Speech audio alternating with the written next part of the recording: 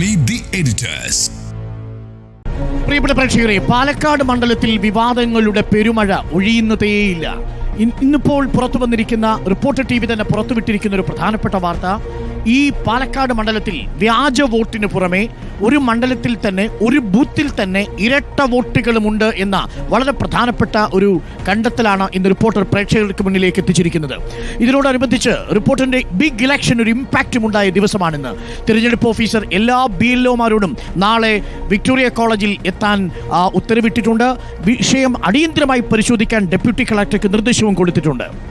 വ്യാജ വോട്ടിന് പിന്നാലെ പാലക്കാട്ട് ഇരട്ട വോട്ടുകളും വ്യാപകമാണെന്ന വാർത്തയാണ് റിപ്പോർട്ടർ ഇന്ന് പുറത്തുവിട്ടത്. ഒരു ബൂത്തിൽ തന്നെ നിരവധി പേർക്ക് 2 വോട്ടുകളുണ്ട് എന്നുള്ളതാണ് നമ്മുടെ അന്വേഷണത്തിൽ കണ്ടെത്തിയത്.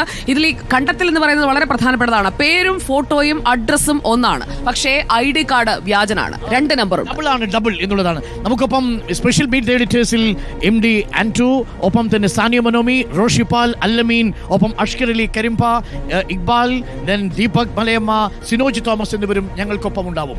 അപ്പോൾ ആൻറ്റോ, പാലക്കാട് മണ്ഡലത്തിൽ വിവാദങ്ങൾ അവസാനിക്കുന്നതേയില്ല. ഓരോ ദിവസം കഴിയുമ്പോൾ ഓരോ പുതിയ വിഷയമാണ്. ഇപ്പോൾ റിപ്പോർട്ടർ TV പുറത്തുവിട്ട വാർത്ത തിരഞ്ഞെടുപ്പ് ഓഫീസർ ഗൗരവമായി എടുത്തിരിക്കുന്നു. അതിനൊരു ഇമ്പാക്റ്റ് ഉണ്ടായിരിക്കുന്നു. നാളെ BLOമാർ ചേരും. പക്ഷേ നിയമപരമായി ഈ വോട്ടർ പട്ടികയിൽ പേര് ചേർത്താൽ ഇനി ഒഴിവാക്കാനുള്ള സമയം കഴിഞ്ഞുപോയി. ഇതൊരു അന്തിമ വോട്ടർ പട്ടികയാണ്. ആകെ ചെയ്യാൻ കഴിയുക വോട്ടർമാർക്ക് വോട്ട് ചെയ്യാതിരിക്കൽ മാത്രമല്ലേ? അതെ, സാധാരണ ഒരു ഇലക്ഷനിൽ സുതാര്യമായി ഇലക്ഷൻ നടക്കുക എന്നുള്ളതാണല്ലോ ഒരു ഏത് പാർട്ടിയെ സംബന്ധിച്ചിടത്തോളം, ജനങ്ങളെ സംബന്ധിച്ചിടത്തോളം ഉള്ള കാര്യം എന്ന് പറയുന്നത്. പക്ഷേ പാലക്കാടിനെ സംബന്ധിച്ചിടത്തോളം ആയിരക്കണക്കിന് വോട്ടിൻ്റെ വ്യാജ വോട്ടും ഇരട്ട വോട്ടൊക്കെയാണ് പറയുന്നത്. CPM 2000 വോട്ട്, 2700 വോട്ടോളൊക്കെയാണ് പറഞ്ഞുകൊണ്ടിരിക്കുന്നത്. പക്ഷേ പാലക്കാടിനെ സംബന്ധിച്ചിടത്തോളം ഇനി ഒന്നും ചെയ്യാനില്ല. കാരണം അന്തിമ പട്ടിക പുറത്തു വന്നു കഴിഞ്ഞു. ഇനിയിപ്പോൾ BLOമാരെ വിട്ടിട്ട് വരുന്ന ആൾക്കാർ നിങ്ങൾക്ക് അവിടെ വോട്ടുണ്ടോ ഇവിടെ വോട്ടുണ്ടോ തടയാനേ മാത്രമേ പറ്റുള്ളൂ. അത് മാത്രമേ ചെയ്യുള്ളൂ. അപ്പോൾ അതുകൊണ്ടായിരിക്കാം എല്ലാ BLOമാരെയും ഒരു സ്ഥലത്തേക്ക് വിളിച്ചു വരുത്തിയിട്ടുണ്ടാവുക. അപ്പോൾ അതുകൊണ്ട് നാളെ എടുക്കുന്ന തീരുമാനം എന്ന് പറയുന്നത് വലിയ വലിയ തീരുമാനങ്ങളായിരിക്കും. ഇതുവരെ ഒരു ബൈ ഇലക്ഷനിൽ അങ്ങനെ ഒരു തീരുമാനങ്ങൾ വന്നിട്ടുണ്ടാവില്ല, ഇത്രയും വലിയൊരു തീരുമാനം. പക്ഷേ റിപ്പോർട്ടർ TVയുടെ പുലിക്കുട്ടികൾ കൊണ്ടുവന്ന വാർത്ത എന്ന് പറയുന്നത് അത്ര ചെറിയ വാർത്തകളല്ല. ആ ഒരു പുലിക്കുട്ടിയുടെ നേതൃത്വം നൽകിയ റോഷിപാലും നമ്മുടെ ദീപക്കും ഇക്ബാലും അഷ്കറും അല്ലമീനും സാനിയും ഒക്കെ ഇവിടെയുണ്ട്. ആദ്യം നമുക്ക് റോഷിയിലേക്ക് പോകാം. റോഷി, ഇന്ന് നമ്മൾ പുറത്തുവിട്ട വാർത്തയും ഇന്നലെ നമ്മൾ ബ്രേക്ക് ചെയ്ത വാർത്തയും വളരെ വലിയ വാർത്തയായി മാറിക്കഴിഞ്ഞു. ഇപ്പോൾ തിരഞ്ഞെടുപ്പ് ഓഫീസർ തന്നെ നേരിട്ട് BLOമാരോട് എത്താനായിട്ട് ആവശ്യപ്പെടുന്ന സാഹചര്യമുണ്ടായി. എത്രമാത്രം ഗുരുതരമായിരുന്നു നമ്മളുടെ 2 ഇലക്ഷൻ ബ്രേക്കിങ്ങുകളും റോഷി? അരുൺകുമാർ, ഒന്ന്, പാലക്കാട്ട് ഈ ഉപതെരഞ്ഞെടുപ്പ് നടക്കുമ്പോൾ തൊട്ടടുത്തുള്ള മണ്ഡലത്തിൽ നിന്നും ഏതാണ്ട് അതിർത്തി മേഖലയിൽ നിന്നും അത് വ്യാപകമായി വോട്ടുകൾ ഇങ്ങോട്ടേക്ക് പാലക്കാട്ടേക്ക് ചേർത്തു എന്ന വിവരം ലഭിക്കുമ്പോൾ അതിൻ്റെ ഒരു പട്ടിക ലഭിച്ചപ്പോൾ 2 മണ്ഡലത്തിലെ പട്ടിക ലഭിച്ചപ്പോൾ അത് പ്രാഥമിക പരിശോധനയിൽ തന്നെ ഏതാണ്ട് നമുക്ക് 10 മണി കഴിഞ്ഞാണ് 2 പട്ടികയും ലഭിക്കുന്നത്. അത് കിട്ടി. പിന്നീട് അർദ്ധരാത്രിയോടെ പരിശോധിച്ച് പ്രാഥമിക പരിശോധനയിൽ തന്നെ 100-ലേറെ വ്യാജ വോട്ടുകൾ കണ്ടെത്താൻ കഴിഞ്ഞു. പിന്നീട് നമ്മൾ ഈ വോട്ടർമാരെ കാണുമ്പോൾ വളരെ നിഷ്കളങ്കമായി, ആ ദൃശ്യങ്ങൾ നമ്മൾ കാണിച്ചത് നിഷ്കളങ്കമായാണ് അവർ പറയുന്നത്. ഞങ്ങൾ അവിടെ വോട്ട് ചെയ്താൽ എന്താണ് തെറ്റ്, ഞങ്ങൾ അവിടെ ചേർത്തു. പക്ഷേ ഇവർക്ക് ആർക്കും അവിടെ വീടില്ല. ഇവർ സ്ഥിരതാമസം മലമ്പുഴ നിയമസഭാ മണ്ഡലത്തിൽ. മാത്രവുമല്ല, ഇതിൽ ഏറ്റവും ഗൗരവകരമായ കാര്യം 2 വോട്ടേഴ്സ് ID ഇവർക്ക് സൂക്ഷിച്ചു. അതിലൊന്ന് വ്യാജമാകാം. എന്തായാലും 1 വർഷം വരെ തടവ് ശിക്ഷ ലഭിക്കാവുന്ന കുറ്റമാണ് ഇവരൊക്കെ ചെയ്തത്. സംഘടിതമായിട്ടാണ് ഇങ്ങനെ വ്യാജ വോട്ട് ചേർത്തതെന്ന് ഞങ്ങൾക്ക് പ്രാഥമിക പരിശോധനയിൽ തന്നെ കണ്ടെത്താൻ കഴിഞ്ഞിട്ടുണ്ട്. ഇപ്പോൾ റോഷി പറഞ്ഞൊരു കാര്യം നേരത്തെ എനിക്ക് തോന്നുന്നു ദീപക് മലയമ്മ പോയി അന്വേഷിച്ചപ്പോൾ വോട്ടർമാർ വളരെ നിഷ്കളങ്കമായിട്ടാണ് നമ്മളോട് പ്രതികരിച്ചത് എന്നാണ് തോന്നിയത്. എന്താ ദീപക് തോന്നിയത്? അല്ല, ഇതിൽ ഒരിടത്ത് വോട്ട് കിട്ടാൻ വേണ്ടിയിട്ട് 4 വർഷം മുൻപ് അപേക്ഷ കൊടുക്കുന്നു. അതായത് മലമ്പുഴ നിയോജക മണ്ഡലത്തിൽ. അവിടെ നിന്നും ഐഡൻറ്റിറ്റി കാർഡ് കിട്ടിയില്ല എന്നുള്ളതാണ് അവർ പറഞ്ഞിരിക്കുന്ന വാദം. പക്ഷേ വോട്ടർ ID-യിൽ കൃത്യമായിട്ട് രേഖപ്പെടുത്തിയിട്ടുണ്ട് അവരുടെ ID കാർഡിൻ്റെ നമ്പർ. പിന്നീട് പറയുന്നത് അപ്പോൾ വോട്ടർ ID കിട്ടാത്തത് കൊണ്ട് എന്ത് ചെയ്തു, പെട്ടെന്ന് പാലക്കാടേക്ക് അപേക്ഷിച്ചു. പാലക്കാട് അപേക്ഷിച്ചപ്പോൾ പെട്ടെന്ന് തന്നെ വോട്ടർ ID കിട്ടി എന്നാണ് പറയുന്നത്. എന്ന് വെച്ചാൽ തത്വത്തിൽ 2 വോട്ടർ ID ഉണ്ട് എന്നുള്ളത് ഒരു യാഥാർത്ഥ്യമാണ്. അവരത് പറയുന്നുണ്ട്. അതിനൊപ്പം തന്നെ അവർ പറയുന്ന കാര്യം, ഒരു റോഡിൻ്റെ അപ്പുറവും ഇപ്പുറമാണ് ഈ സംഭവം നടക്കുന്നത്. ഒരു വശത്ത് കൊടുമ്പാണ്, മറുവശത്ത് കണ്ണാടിയാണ്. അപ്പോൾ സ്വാഭാവികമായിട്ടും ഈ റോഡിൻ്റെ ഇക്കരെ നിന്ന് ഇക്കരെയുള്ള ബൂത്തിലേക്ക് വന്ന് വോട്ട് ചെയ്ത് മടങ്ങാം എന്നുള്ള ചില താല്പര്യങ്ങളും ഉണ്ട് എന്ന് പറയാതിരിക്കാൻ കഴിയില്ല. മറ്റൊന്ന്, ഇന്നിപ്പോൾ വന്നിരിക്കുന്ന ആരോപണങ്ങൾ വളരെ ഗുരുതരമാണ്. അതിൽ ഒന്ന്, കോൺഗ്രസിൻ്റെ അവിടെയുള്ള മെമ്പറാണ് ഇത്തരത്തിൽ വോട്ട് ചേർത്തത് എന്നുള്ളതാണോ? സെൽവൻ, ആ പേര് അങ്ങനെ കൃത്യമായി എടുത്ത് പറയുന്നില്ലെങ്കിൽ പോലും അതിലേക്കാണ് എത്തുന്നത്. അങ്ങനെ BJP ഒക്കെ ആരോപണം ഉന്നയിച്ച് രംഗത്തേക്ക് വരുന്നുണ്ട്. അതിൽ തന്നെ ചില വെല്ലുവിളികൾ ഇന്ന് രാവിലെ അരുൺകുമാർ തന്നെ സംസാരിച്ചപ്പോൾ NDAയുടെ കാൻഡിഡേറ്റ് ഒക്കെ പറയുന്നുണ്ടല്ലോ. ഉണ്ടല്ലോ, അതായത് ഏത് പാർട്ടിയുമായി അനുഭാവമുള്ളവരാണ് എന്ന് ഞങ്ങൾ വേണമെങ്കിൽ നിങ്ങളുടെ മുന്നിൽ ഹാജരാക്കി തെളിയിച്ചു തരാം എന്ന് പറയുന്ന തരത്തിലേക്ക് വന്നിട്ടുണ്ട്. അപ്പോൾ കൃത്യമായ ധാരണയിലാണ് ഈ കാര്യങ്ങളൊക്കെ നടന്നിട്ടുള്ളത്. കോൺഫിഡൻസ് ഉണ്ടെങ്കിൽ അത് കോൺഗ്രസ് അനുഭാവി ആകാനല്ലേ സാധ്യത, NDA കാൻഡിഡേറ്റ് പറയണമെങ്കിൽ. ആ നിലയ്ക്കാണ് അവർ അതിനെ കാണുന്നത്. അതുകൊണ്ട് തന്നെ അവർ പറയുന്നത് ആളെ വേണമെങ്കിൽ നമുക്ക് വിളിച്ചിരുത്തി സംസാരിക്കാം. അല്ല, UDF ക്യാമ്പിൽ പക്ഷേ ഇതിനെ ശക്തമായി പ്രതിരോധിക്കുന്നുണ്ട്. മാത്രമല്ല UDF ക്യാമ്പ് ഇതിനെ പ്രതിരോധിച്ചുകൊണ്ട് രംഗത്ത് വന്നത് LDF സ്ഥാനാർത്ഥി സരിൻ്റെ തന്നെ വോട്ട് വ്യാജമാണ് എന്ന ആരോപണം ഉന്നയിച്ചുകൊണ്ടാണ്. ഇന്നിപ്പോൾ നമ്മൾ ആ സരിൻ്റെയും വൈഫിൻ്റെയും സൗമ്യയുടെയും ഒരുമിച്ചുള്ള വാർത്താ സമ്മേളനം വീട്ടിലിരുന്നുള്ളത് നമ്മൾ കാണുകയും ചെയ്തു. അപ്പോൾ UDF എങ്ങനെയാണ് ഇതിനെ പ്രതിരോധിക്കാൻ പോകുന്നത്? UDFിൻ്റെ പേരിലേക്കാണ് ഇത് വരുന്നതെങ്കിൽ UDF പറയുന്ന അവരുടെ സ്ഥാനാർത്ഥി രാഹുൽ മാങ്കൂട്ടത്തിൽ, അദ്ദേഹം പോലും ഇവിടെ വോട്ട് ചേർത്തിട്ടില്ല. അപ്പം മത്സരിക്കുന്ന സ്ഥാനാർത്ഥി എന്ന നിലയിൽ വേണമെങ്കിൽ തനിക്ക് വോട്ട് ചേർക്കാമായിരുന്നു. പക്ഷെ താൻ പോലും ഇവിടെ ചെയ്തിട്ടില്ല. അങ്ങനെ സ്വന്തം സ്ഥാനാർത്ഥി പോലും വോട്ട് ചേർക്കാതെ എന്തുകൊണ്ട് മറ്റാളുകളെ ചേർക്കേണ്ട സാഹചര്യം എന്നുള്ളതാണ് അവർ ചോദിക്കുന്ന ഒരു ചോദ്യം. മറ്റൊന്ന്, ഈ കുടുംബ പഞ്ചായത്തായിരുന്നാലും കണ്ണാടി പഞ്ചായത്തായാലും ഭരിക്കുന്നത് CPM ആണ്. അപ്പം അവരുടെ കീഴിലുള്ള പഞ്ചായത്തിൽ നിന്നൊരു വോട്ടറെ അവരുടെ കീഴിലുള്ള മറ്റൊരു പഞ്ചായത്തിലേക്ക് നിയമസഭാ മണ്ഡലത്തിൻ്റെ മണ്ഡലം മാറുന്നു, അങ്ങനെ കൊണ്ടുവരുന്നു. അത് അവർക്കേ സാധിക്കും. തെരഞ്ഞെടുപ്പ് ഉദ്യോഗസ്ഥരാകട്ടെ BLOമാരാകട്ടെ ഇവരെല്ലാം സംസ്ഥാന തെരഞ്ഞെടുപ്പ് കമ്മീഷൻ്റെ കീഴിലുള്ള ആളുകളാണ്. കേന്ദ്ര തെരഞ്ഞെടുപ്പ് കമ്മീഷൻ പോയാൽ ആ ഉദ്യോഗസ്ഥരെല്ലാം BJP കീഴിലാണ്. അപ്പോൾ BJPയും CPMും ആ ഉദ്യോഗസ്ഥരെ ഉപയോഗിച്ചുകൊണ്ട് നടത്തുന്നൊരു നീക്കമായിട്ടാണ് കോൺഗ്രസ് തന്നെ ചൂണ്ടിക്കാണിക്കുന്നതും വ്യാഖ്യാനിക്കുന്നതും. ഇത് മാത്രമല്ല, ഈ ആരോപണം നേരത്തെ മലയമ്മ പറഞ്ഞതുപോലെ കോൺഗ്രസിനെതിരെയാണ് CPM ഇത് ആയുധമാക്കിയത്. അതിന് കാരണമായിട്ട് അവർ പറഞ്ഞത് എന്താ, ഈ വ്യാജ തിരിച്ചറിയൽ കാർഡ് ഉണ്ടാക്കാൻ മിടുക്കന്മാരായ ആളുകളൊക്കെ മണ്ഡലത്തിൽ തമ്പടിച്ചിരിക്കുകയാണ്. അപ്പോൾ സ്വാഭാവികമായും ID കാർഡുകൾ ഇറക്കുന്നതിനൊന്നും ബുദ്ധിമുട്ടില്ല എന്ന രീതിയിൽ ആ അമ്പ് കോൺഗ്രസ് ക്യാമ്പിലേക്ക് UDF ക്യാമ്പിലേക്ക് മറ്റു ചില സംഭവങ്ങളുടെ പശ്ചാത്തലത്തിൽ തൊടുത്തുവിടാൻ ശ്രമിച്ചതിനെയാണ് VD സതീശനെടുത്ത് സരിൻ്റെ പേരിൽ നേരെ ആ ആയുധം ബൂമറാങ് പോലെ തിരിച്ചുവിട്ടിരിക്കുന്നത്. തിരിച്ചടിച്ചോ എന്നുള്ളത് കണ്ടറിയേണ്ടതുണ്ട്. അത് തിരിച്ചടിച്ചോ? എന്തായിരുന്നു ഇന്ന് വാർത്താ സമ്മേളനം കണ്ടപ്പോൾ തോന്നിയത്? പോയത് അഷ്കറാണോ? അഷ്കർ എന്ത് തോന്നി? സൗമ്യ വളരെ കോൺഫിഡന്റോട് കൂടി ആധാരമൊക്കെ എടുത്ത് വാങ്ങിച്ചതാണ്. അതെ. അത് മാത്രമല്ല 24 തെരഞ്ഞെടുപ്പിന് മത്സരിക്കാൻ ഭർത്താവ് വരും എന്നുള്ളത് കൊണ്ടാണോ സാർ ഞാൻ വാങ്ങിച്ചത് എന്നൊക്കെ സൗമ്യ ചോദിക്കുന്നത് കേട്ടു. അല്ല, അവർ കൃത്യമായി പറയുന്നുണ്ട് 2017 വാങ്ങിയ വീടാണ്. ഞാൻ വോട്ട് ചേർത്തത് കൃത്യമായി നിയമപ്രകാരം 6 മാസത്തോളം ഞാൻ ഇവിടെ താമസിച്ചു എന്നുള്ളതിൻ്റെ അധികാരത്തോടു കൂടി തന്നെയാണ് ചേർത്തത്. അതിൽ വോട്ട് ചേർക്കുന്നതിൽ എന്താണ് തെറ്റ് എന്നാണ് സരിൻ ചോദിക്കുന്നത്. പക്ഷേ അതിലൊരു ക്രോണോളജിക്കലി പറയുമ്പോൾ ആദ്യം തിരുവല്ലാമലയിലാണ് ഈ സരിൻ വോട്ട് ചേർത്തിരിക്കുന്നത്. ഈ ഒറ്റപ്പാലത്ത് മത്സരിക്കുന്ന സമയത്ത് അവിടെ വോട്ട് ചേർത്തു. അത് കഴിഞ്ഞ ലോക്സഭാ തെരഞ്ഞെടുപ്പിലും ഒറ്റപ്പാലത്താണ് വോട്ട് ചെയ്തത്. അതിനുശേഷമാണ് ഇവിടെ പാലക്കാട് വോട്ട് ചേർത്തത്. അപ്പോൾ ഞാൻ ചോദിച്ചു, ഈ ഒറ്റപ്പാലം ലോക്സഭ കഴിഞ്ഞപ്പോൾ ഈ നിയമസഭ ഉപതെരഞ്ഞെടുപ്പ് എത്തുമ്പോഴേക്ക് 6 മാസ കാലാവധി ആയോ എന്ന് ചോദിച്ചപ്പോൾ സരിൻ പറയുന്ന മറുപടി നിയമപരമായി അതിൽ തെറ്റില്ല. നിയമപരമായി, കാരണം ഇവിടെ എനിക്ക് ഓൾറെഡി വീടുണ്ട്, മാത്രമല്ല ഒരുപാട് കാലം ഇവിടുത്തെ സ്ഥിര താമസക്കാരനാണ്, അതുകൊണ്ട് എനിക്കിവിടെ വോട്ട് ചേർക്കാം എന്നുള്ളതാണ് സരിൻ്റെ മറുപടി.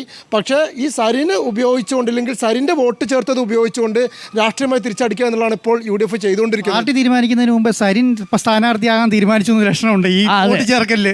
അതെ, ആ രീതിയിലാണ് കാര്യങ്ങൾ വരുന്നത്. പക്ഷേ സരിൻ പറഞ്ഞതിനകത്ത് ഒരു കാര്യം വാസ്തവമാണ്. സരിൻ തെരഞ്ഞെടുപ്പ് കമ്മീഷന് കൊടുത്തിരിക്കുന്ന അഫിഡവിറ്റിൽ കൊടുത്തിരിക്കുന്ന മേൽവിലാസം ഈ മേൽവിലാസമാണ് അല്ലേ? ആ മേൽവിലാസം ഈ കൃഷ്ണ എന്ന വീട്ടുപേരിലുള്ള 27ാമത്തെ വാർഡിലുള്ള 482ാമത്തെ വീട്ടു നമ്പറുള്ള മണപ്പുള്ളിക്കാവിന് എതിർവശത്തുള്ള ആ വീട്ടിൽ യഥാർത്ഥത്തിൽ വാടകക്കാരുണ്ടെന്നുള്ളതാണ് ഇപ്പോൾ UDF ആക്ഷേപം. ശരിക്കും ഉണ്ടായിരുന്നു സനിയോ? ഉണ്ടായിരുന്നു എന്നാണ് UDF ആക്ഷേപിക്കുന്നത്. അതിന്റെ കൃത്യമായ കാര്യങ്ങൾ അറിയില്ല. ഫ്ലോറിലുണ്ടെന്ന് പറയുന്നുണ്ടല്ലോ. പക്ഷേ അത് കുടുംബ സുഹൃത്താണെന്ന് പറയുന്നു. സരിൻ പറഞ്ഞിരുന്നു അത് നേരത്തെ തന്നെ. അഥവാ സരിനെ സ്ഥാനാർത്ഥിയെ പ്രഖ്യാപിക്കുന്ന സമയത്ത് നമുക്ക് ഇന്റർവ്യൂ എടുക്കാനുള്ള വീട്ടിൽ പോയിരുന്നു. അത് സരിൻ വാടകയ്ക്ക് താമസിച്ചിരുന്ന വീടാണ്. പക്ഷേ ഇപ്പോഴുള്ള വീട്ടിൽ, അഥവാ സരിന്റെ ഉടമസ്ഥതയുള്ള വീട്ടിൽ, അഥവാ സരിന്റെ ഭാര്യ സൗമ്യ സരിന്റെ പേരിലുള്ള വീട്ടിൽ സരിന്റെ കുടുംബ സുഹൃത്താണ് താമസിച്ചിരുന്നത്. ഒരു സുഹൃത്ത്, അവർക്ക് താമസിക്കാൻ വേണ്ടിയാണ് സരിൻ ആ വീട്ടിൽ നിന്ന് മാറി മറ്റൊരു വീട്ടിൽ താമസിച്ചിരുന്നത് എന്നുള്ള വാടക. പക്ഷേ ആ കുടുംബ സുഹൃത്തിന് ഈ പാലക്കാട് മണ്ഡലത്തിൽ വോട്ടുണ്ടോ? അത് ചോദിക്കണമായിരുന്നു. അത് വളരെ പ്രധാനപ്പെട്ട പോയിന്റ്. കാര്യം ഒരേ അഡ്രസ്സിൽ 2 വോട്ട് വരുമല്ലോ. അങ്ങനെയാണെങ്കിൽ അവർ താഴെ മുകളിലും താമസിച്ചു എന്ന് പറയുന്നുണ്ട്. 2 മുകളിലും താഴെയാണ്. മുകളിലും താഴെയും താമസിച്ചു എന്ന് പറയുന്നത്. പക്ഷേ അത് സ്വാഭാവികമാണ്. അങ്ങനെ ഉണ്ടെങ്കിൽ സരിൻ എടുത്ത് കാണിക്കുന്നത് മേള സരിൻ തന്നെയാണ് താമസിക്കുന്നത് എന്നാണ് പറയുന്നത്. അതെ. അപ്പോൾ എന്തായാലും ആ വിവാദത്തിൽ വലിയ കഴമ്പില്ലെന്ന് തോന്നുന്നു അല്ലേ ഇക്ബാൽ? സരിന്റെ കാര്യത്തിൽ കാരണം സരിൻ ഇവിടെയാണ് താമസിക്കുന്നതെങ്കിൽ ആ കാര്യം ചിലപ്പോൾ ഒരു പക്ഷേ പ്രശ്നമില്ലാതായി മാറും. കാരണം ദീർഘകാലമായി താമസിക്കേണ്ട സരിനെ വ്യക്തമാക്കാൻ കഴിയണമെങ്കിൽ മാത്രം. പിന്നെ അതല്ല, ഇപ്പോൾ നേരത്തെ BJPക്കെതിരെ ഉയർത്തിയിരുന്ന ആരോപണം BJPയുടെ ജില്ലാ പ്രസിഡന്റ് വരെ വോട്ട് ഇങ്ങോട്ടേക്ക് മാറ്റി എന്നുള്ളതാണ്. പട്ടാമ്പിയിലെ ഇരട്ട വോട്ട്, അതായത് പട്ടാമ്പിയിൽ വോട്ടുണ്ട് BJP ജില്ലാ പ്രസിഡന്റ്, ആ ജില്ലാ പ്രസിഡന്റ് പാലക്കാട്ടേക്ക് വോട്ട് മാറ്റി എന്ന രീതിയിലുള്ള ഒരു ആരോപണം ഉയരുന്നു. അപ്പോൾ ആ കാര്യത്തിലും കൂടി കൃത്യമായിട്ടുള്ള ഒരു അന്വേഷണം വേണമെന്നുള്ളതാണ് ആരോപണമായിട്ട് ഉയരുന്നത്. സരിന്റെ വോട്ട് പാലക്കാട്ടേക്ക് മാറ്റിയിട്ടുണ്ടെങ്കിൽ വീടുണ്ടെങ്കിൽ മാറ്റാവുന്നതാണെന്നാണ് സരിനും പറയുന്നത്, പാർട്ടിയും പറയുന്നത്. അത് മതി. ഇപ്പം നമ്മളിന്നലെ ചട്ടമൊക്കെ വളരെ കൃത്യമായി ഇന്നലത്തെ മീറ്റ് ദി എഡിറ്റേഴ്സിൽ ഉദ്ധരിച്ചു. എനിക്ക് തോന്നുന്നു ഇന്ന് രാവിലെ സി കൃഷ്ണകുമാർ ഈ ഹരിദാസിന്റെ കാര്യവും പറഞ്ഞിരുന്നു അല്ലെ. ജില്ലാ പ്രസിഡന്റ് പാർട്ടി ഓഫീസിലാണ് താമസിക്കുന്നത്. 10-40 കിലോമീറ്റർ ദിവസവും വണ്ടി ഓടിച്ച് വരാനൊന്നും പറ്റില്ല. അതുകൊണ്ട് പാർട്ടി ഓഫീസാണ് അദ്ദേഹത്തിന്റെ വീട്. പക്ഷേ പട്ടാമ്പിയിലെ എന്തുകൊണ്ടാണ് പട്ടാമ്പിയിലെ തെരഞ്ഞെടുപ്പ് ആപ്ലിക്കേഷൻ അത് ചെയ്യേണ്ടത് പിന്നെ ഇലക്ഷൻ കമ്മീഷനാണ്. അതെ, അത് പോയി ഹരിദാസിന് ചെയ്യാൻ പറ്റത്തില്ല എന്നുള്ളതാണ്. ഇതൊക്കെ കേട്ടിട്ട് സിനോജ് ഇപ്പോൾ ഇരിക്കുന്നത് എന്താണെന്നറിയാമോ? ഇത്ര ഫ്രീ ആയിട്ട് ഈ പാലക്കാട് മണ്ഡലത്തിൽ വോട്ടൊക്കെ കിട്ടിയാൽ ഒരെണ്ണം ചേർത്താൽ എന്താണെന്ന് ആലോചിച്ചുകൊണ്ടിരിക്കുകയായിരിക്കും സിനോജ്. കാരണം എന്താണോ, ഈ കഴിഞ്ഞ തെരഞ്ഞെടുപ്പുണ്ടല്ലോ അതിൽ ബേപ്പൂരും മണ്ഡലത്തിലെ കള്ളവോട്ട്, വ്യാജ വോട്ട്, ഇത് ഞാനാണ് കോഴിക്കോട് വാർത്ത കൊടുത്തത്. അതിൽ double vote same strategy same പ്രശ്നം. ഇതിനകത്ത് പ്രശ്നം എന്ന് പറഞ്ഞാൽ ഇലക്ഷൻ കമ്മീഷന്റെ സിസ്റ്റം ഫെയിലർ ആണ്. അന്ന് കോഴിക്കോട് കളക്ടർ പറഞ്ഞിരുന്നു പരിമിതി ഉണ്ട്, അതായത് കോടികൾ മുടക്കിയിട്ടാണ് ഇലക്ഷൻ നടത്തുന്നത്. പക്ഷേ ഈ വോട്ടേഴ്സ് ലിസ്റ്റ് ഒന്ന് സുതാര്യമാക്കാൻ അവർക്ക് പറ്റുന്നില്ല. നമ്മുടെ ഒരു പേര് അല്ലെങ്കിൽ നമ്മുടെ ഡേറ്റ് ഓഫ് ബർത്ത് അല്ലെങ്കിൽ ആധാർ കാർഡ് നമ്പർ അടിച്ചു കൊടുത്തു കഴിഞ്ഞാൽ ഇയാൾക്ക് ഇപ്പോൾ സിനോജ് തോമസിന് എവിടെയൊക്കെ വോട്ടുണ്ടെന്ന് കണ്ടെത്താൻ ഒരു സോഫ്റ്റ്വെയർ ഉണ്ടാക്കിയാൽ മതി. അത് ഇലക്ഷൻ കമ്മീഷൻ ചെയ്യുന്നത്. അതാണ് ഫെയിലർ. അതാണ് രാഷ്ട്രീയ പാർട്ടികൾ മുതലെടുപ്പ് നടത്തി പല സ്ഥലത്ത് വോട്ട് ചേർക്കുന്നത്. കോഴിക്കോട് അന്ന് കളക്ടർക്ക് ഇലക്ഷൻ കമ്മീഷൻ കാരണം കാണിക്കൽ നോട്ടീസ് കൊടുത്തതാണ്, പോലീസ് കേസെടുത്തതാണ്. ഒരാൾക്ക് 3 വോട്ടേഴ്സ് ID കാർഡ് ലഭിച്ചിരുന്നു. ഞാൻ എൻ്റെ ID കാർഡ് കാസർഗോഡ് നിന്ന് കോഴിക്കോടേക്ക് മാറ്റാൻ അപേക്ഷ കൊടുത്ത വ്യക്തിയാണ്. 1 വർഷമായി ഇതുവരെ ID കാർഡ് എനിക്ക് മാറ്റി തവാൽ. ഹരിദാസിന്റെ കാര്യത്തിൽ സേഫാ. കാര്യം ഹരിദാസ് റിമൂവലിനുള്ള അപേക്ഷ കൊടുത്തിട്ടുണ്ടെങ്കിൽ അത് ചെയ്യേണ്ടത് തെരഞ്ഞെടുപ്പ് കമ്മീഷനാണ്. ഇതിൽ ഒരു കാര്യം കൂടി, ഇന്നിപ്പോൾ എന്നെ ഒരു സുഹൃത്ത് ഫോണിൽ വിളിച്ച ഒരാൾ പറഞ്ഞു, ഞാൻ സോഫ്റ്റ്വെയർ വെച്ച് പാലക്കാട്ട് രേഖ പരിശോധിച്ചപ്പോൾ 180 ചില്ലാനും ഇരട്ട വോട്ട് അത് കണ്ടെത്ത സോഫ്റ്റ്വെയർ പറഞ്ഞു. അപ്പോൾ ഇത്തരം ഒരു സോഫ്റ്റ്വെയർ സംവിധാനം എന്തുകൊണ്ട് നമ്മുടെ തെരഞ്ഞെടുപ്പ് കമ്മീഷൻ ഉപയോഗിച്ചുകൂടാ? മാത്രമല്ല ഇതിനകത്ത് ഏറ്റവും പ്രധാനപ്പെട്ട കാര്യം, പ്രകാശ് കഴിഞ്ഞ പ്രാവശ്യം ഇലക്ഷന്റെ സമയത്ത് ഇതാ പറഞ്ഞു 1,00,000 സംതിങ് വോട്ട് 42,000 വോട്ട് ഈ പറഞ്ഞ സോഫ്റ്റ്വെയർ വെച്ച് അടൂർ പ്രകാശ് കണ്ടെത്തി 22,000 വോട്ട് റിമൂവ് ചെയ്യാൻ വേണ്ടിയിട്ട് നേരിട്ട് കൊടുത്തു എന്നുള്ളതാണ്. ഈ പാലക്കാട് ലോക്സഭാ മണ്ഡലത്തില് ഇപ്പോ NDAയുടെ കാൻഡിഡേറ്റ് കഴിഞ്ഞ തവണ ലോക്സഭാ സ്ഥാനാർത്ഥിയായി ലോക്സഭയിലേക്ക് മത്സരിച്ച വേളയിൽ ഇത്രയും ഡബിൾ വോട്ട് അല്ലെങ്കിൽ അധികമായി കിടക്കുന്ന 1,00,000 മുകളിലാണ്. ആ ഒരു ഫിഗർ വെച്ച് കംപ്ലൈന്റ് കൊടുത്തിട്ട് ഇതുവരെ അത് പരിഗണിക്കുക പോലും ചെയ്തിട്ടില്ല. അപ്പോൾ ഈ തെരഞ്ഞെടുപ്പ് കമ്മീഷന്റെ ഭാഗത്ത് നിന്ന് കൃത്യമായ ഇടപെടലുകൾ ഉണ്ടാകുന്നു. ഇടപെടലുകൾ മാത്രമല്ല, തെരഞ്ഞെടുപ്പ് കമ്മീഷൻ ശ്രദ്ധിക്കേണ്ടതും ഇലക്ട്രൽ ഓഫീസർമാർ ശ്രദ്ധിക്കേണ്ടതുമായ ഒരു കാര്യം, നമ്മുടെ വോട്ടർ ID എന്തുകൊണ്ട് ആധാർ കാർഡുമായി ബന്ധിപ്പിക്കുന്നില്ല? സിമ്പിൾ ക്വസ്റ്റ്യൻ ആണ്. അങ്ങനെ പരിഗണിച്ചു കഴിഞ്ഞാൽ ഇലക്ഷൻ നീണ്ടുപോകുമെന്നാണ് പറയുന്നത്. എങ്ങനെ നീണ്ടുപോകും? ആധാർ കാർഡ് ഇപ്പൊ എല്ലാവരുടെ കയ്യിലും ഉണ്ട്. ഞാൻ സംസാരിച്ചിരുന്നു കോഴിക്കോട് ബാങ്കുമായിട്ട്, അങ്ങനെയാണ് പറയുന്നത്. അങ്ങനെയാണ് KYC എങ്ങനെയാണ് നമ്മൾ ബാങ്കുമായിട്ട് ആധാർ കാർഡ് ബന്ധിപ്പിച്ചത്? ആധാർ കാർഡ് ഇപ്പോൾ നമ്മുടെ ബാങ്ക് അക്കൗണ്ടുകളുമായിട്ട് ബന്ധിപ്പിച്ചു. നിങ്ങൾക്ക് എന്തുകൊണ്ട് വോട്ട് തെരഞ്ഞെടുപ്പ് എന്ന് പറയുന്നത്, ഇന്ത്യ എന്ന് പറയുന്ന ജനാധിപത്യ രാജ്യത്തെ ഏറ്റവും വലിയ പ്രോസസ്സാണ്. ആ പ്രോസസ്സിൽ നമുക്ക് കിട്ടിയിരിക്കുന്ന ഒരു ആധാർ കാർഡിനെ എന്തുകൊണ്ട് വോട്ടർ ID കാർഡുമായിട്ട് ബന്ധിപ്പിക്കാൻ പറ്റുന്നില്ല? അങ്ങനെയാണെങ്കിൽ ഒരൊറ്റ വോട്ടർ ID ഉണ്ടാവൂ, അത് കംപ്ലീറ്റ്ലി ഡിജിറ്റലൈസ് ചെയ്യും അല്ലേ? അങ്ങനെ ചെയ്താൽ മതി. അതുകൊണ്ടാണ് ഈ ഇരട്ട വോട്ടും വ്യാജ വോട്ട് ആരോപണവും ഉണ്ടാവുന്നത്.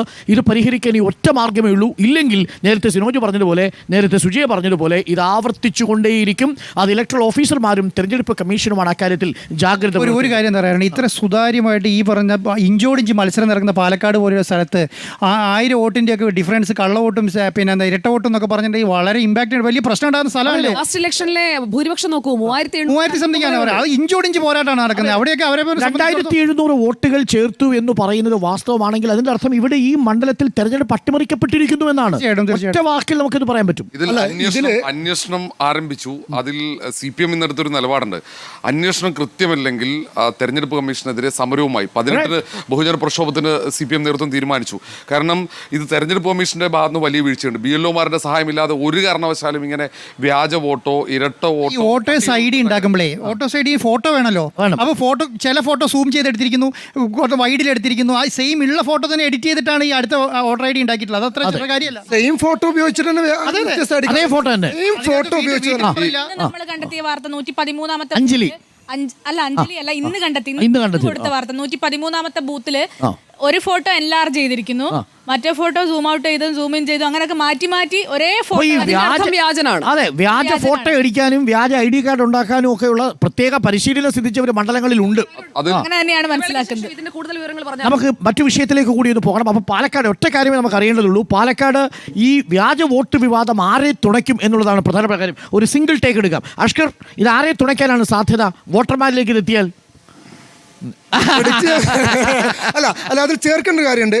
ഇത് കൃത്യമായ രാഷ്ട്രീയ പാർട്ടികളുടെ അറിവോടുകൂടി സംഭവിച്ചതാണെന്ന് വിശ്വസിക്കുന്ന ഒരാളാണ് ഞാൻ. കാരണം ഇപ്പോൾ കഴിഞ്ഞ 25-ാം തീയതി ഇതിൻ്റെ ലിസ്റ്റ് പ്രസിദ്ധീകരിക്കുന്നു. ഇപ്പോൾ നമ്മൾ വാർത്ത കൊടുക്കുന്നത് കഴിഞ്ഞ ദിവസമാണല്ലോ. ഇത്രയും ദിവസം അതത് വാർഡിലുള്ള അവിടുത്തെ ബൂത്തിലിരിക്കുന്ന ഓരോ രാഷ്ട്രീയ പാർട്ടിക്കാരൻ്റെ കയ്യിലും ഈ ലിസ്റ്റുണ്ട്. അവർ ഇത്ര കാലം എന്ത് ചെയ്തു? കഴിഞ്ഞ 10 ദിവസം അവർ എന്ത് ചെയ്തു? ഈ BLOമാർ കൊടുത്ത റിപ്പോർട്ടിൻ്റെ അടിസ്ഥാനത്തിലാണ് ഇത്തരത്തിൽ വീഴ്ച സംഭവിച്ചെങ്കിൽ ആ BLOമാർക്കെതിരെ ഏതെങ്കിലും ബൂത്ത് കമ്മിറ്റി പരാതി കൊടുത്തിട്ടുണ്ടോ? അതിനേക്കാൾ ഏറ്റവും പ്രധാനപ്പെട്ടത് നമ്മൾ ഈ ചർച്ച ആദ്യഘട്ടത്തിൽ അവസാനിപ്പിക്കുമ്പോൾ ഇലക്ഷൻ കമ്മീഷൻ ശ്രദ്ധിക്കേണ്ടതും നമ്മുടെ ഈ ID കാർഡിനെ നമ്മുടെ ആധാർ കാർഡുമായി ബന്ധിപ്പിക്കാത്തിടത്തോളം കാലം ഇത് ഇന്ന് പാലക്കാടാണെങ്കിൽ നാളെ ഇന്ത്യയിൽ ഏതു മണ്ഡലത്തിലും സംഭവിക്കാൻ സാധ്യതയുള്ളതാണ്.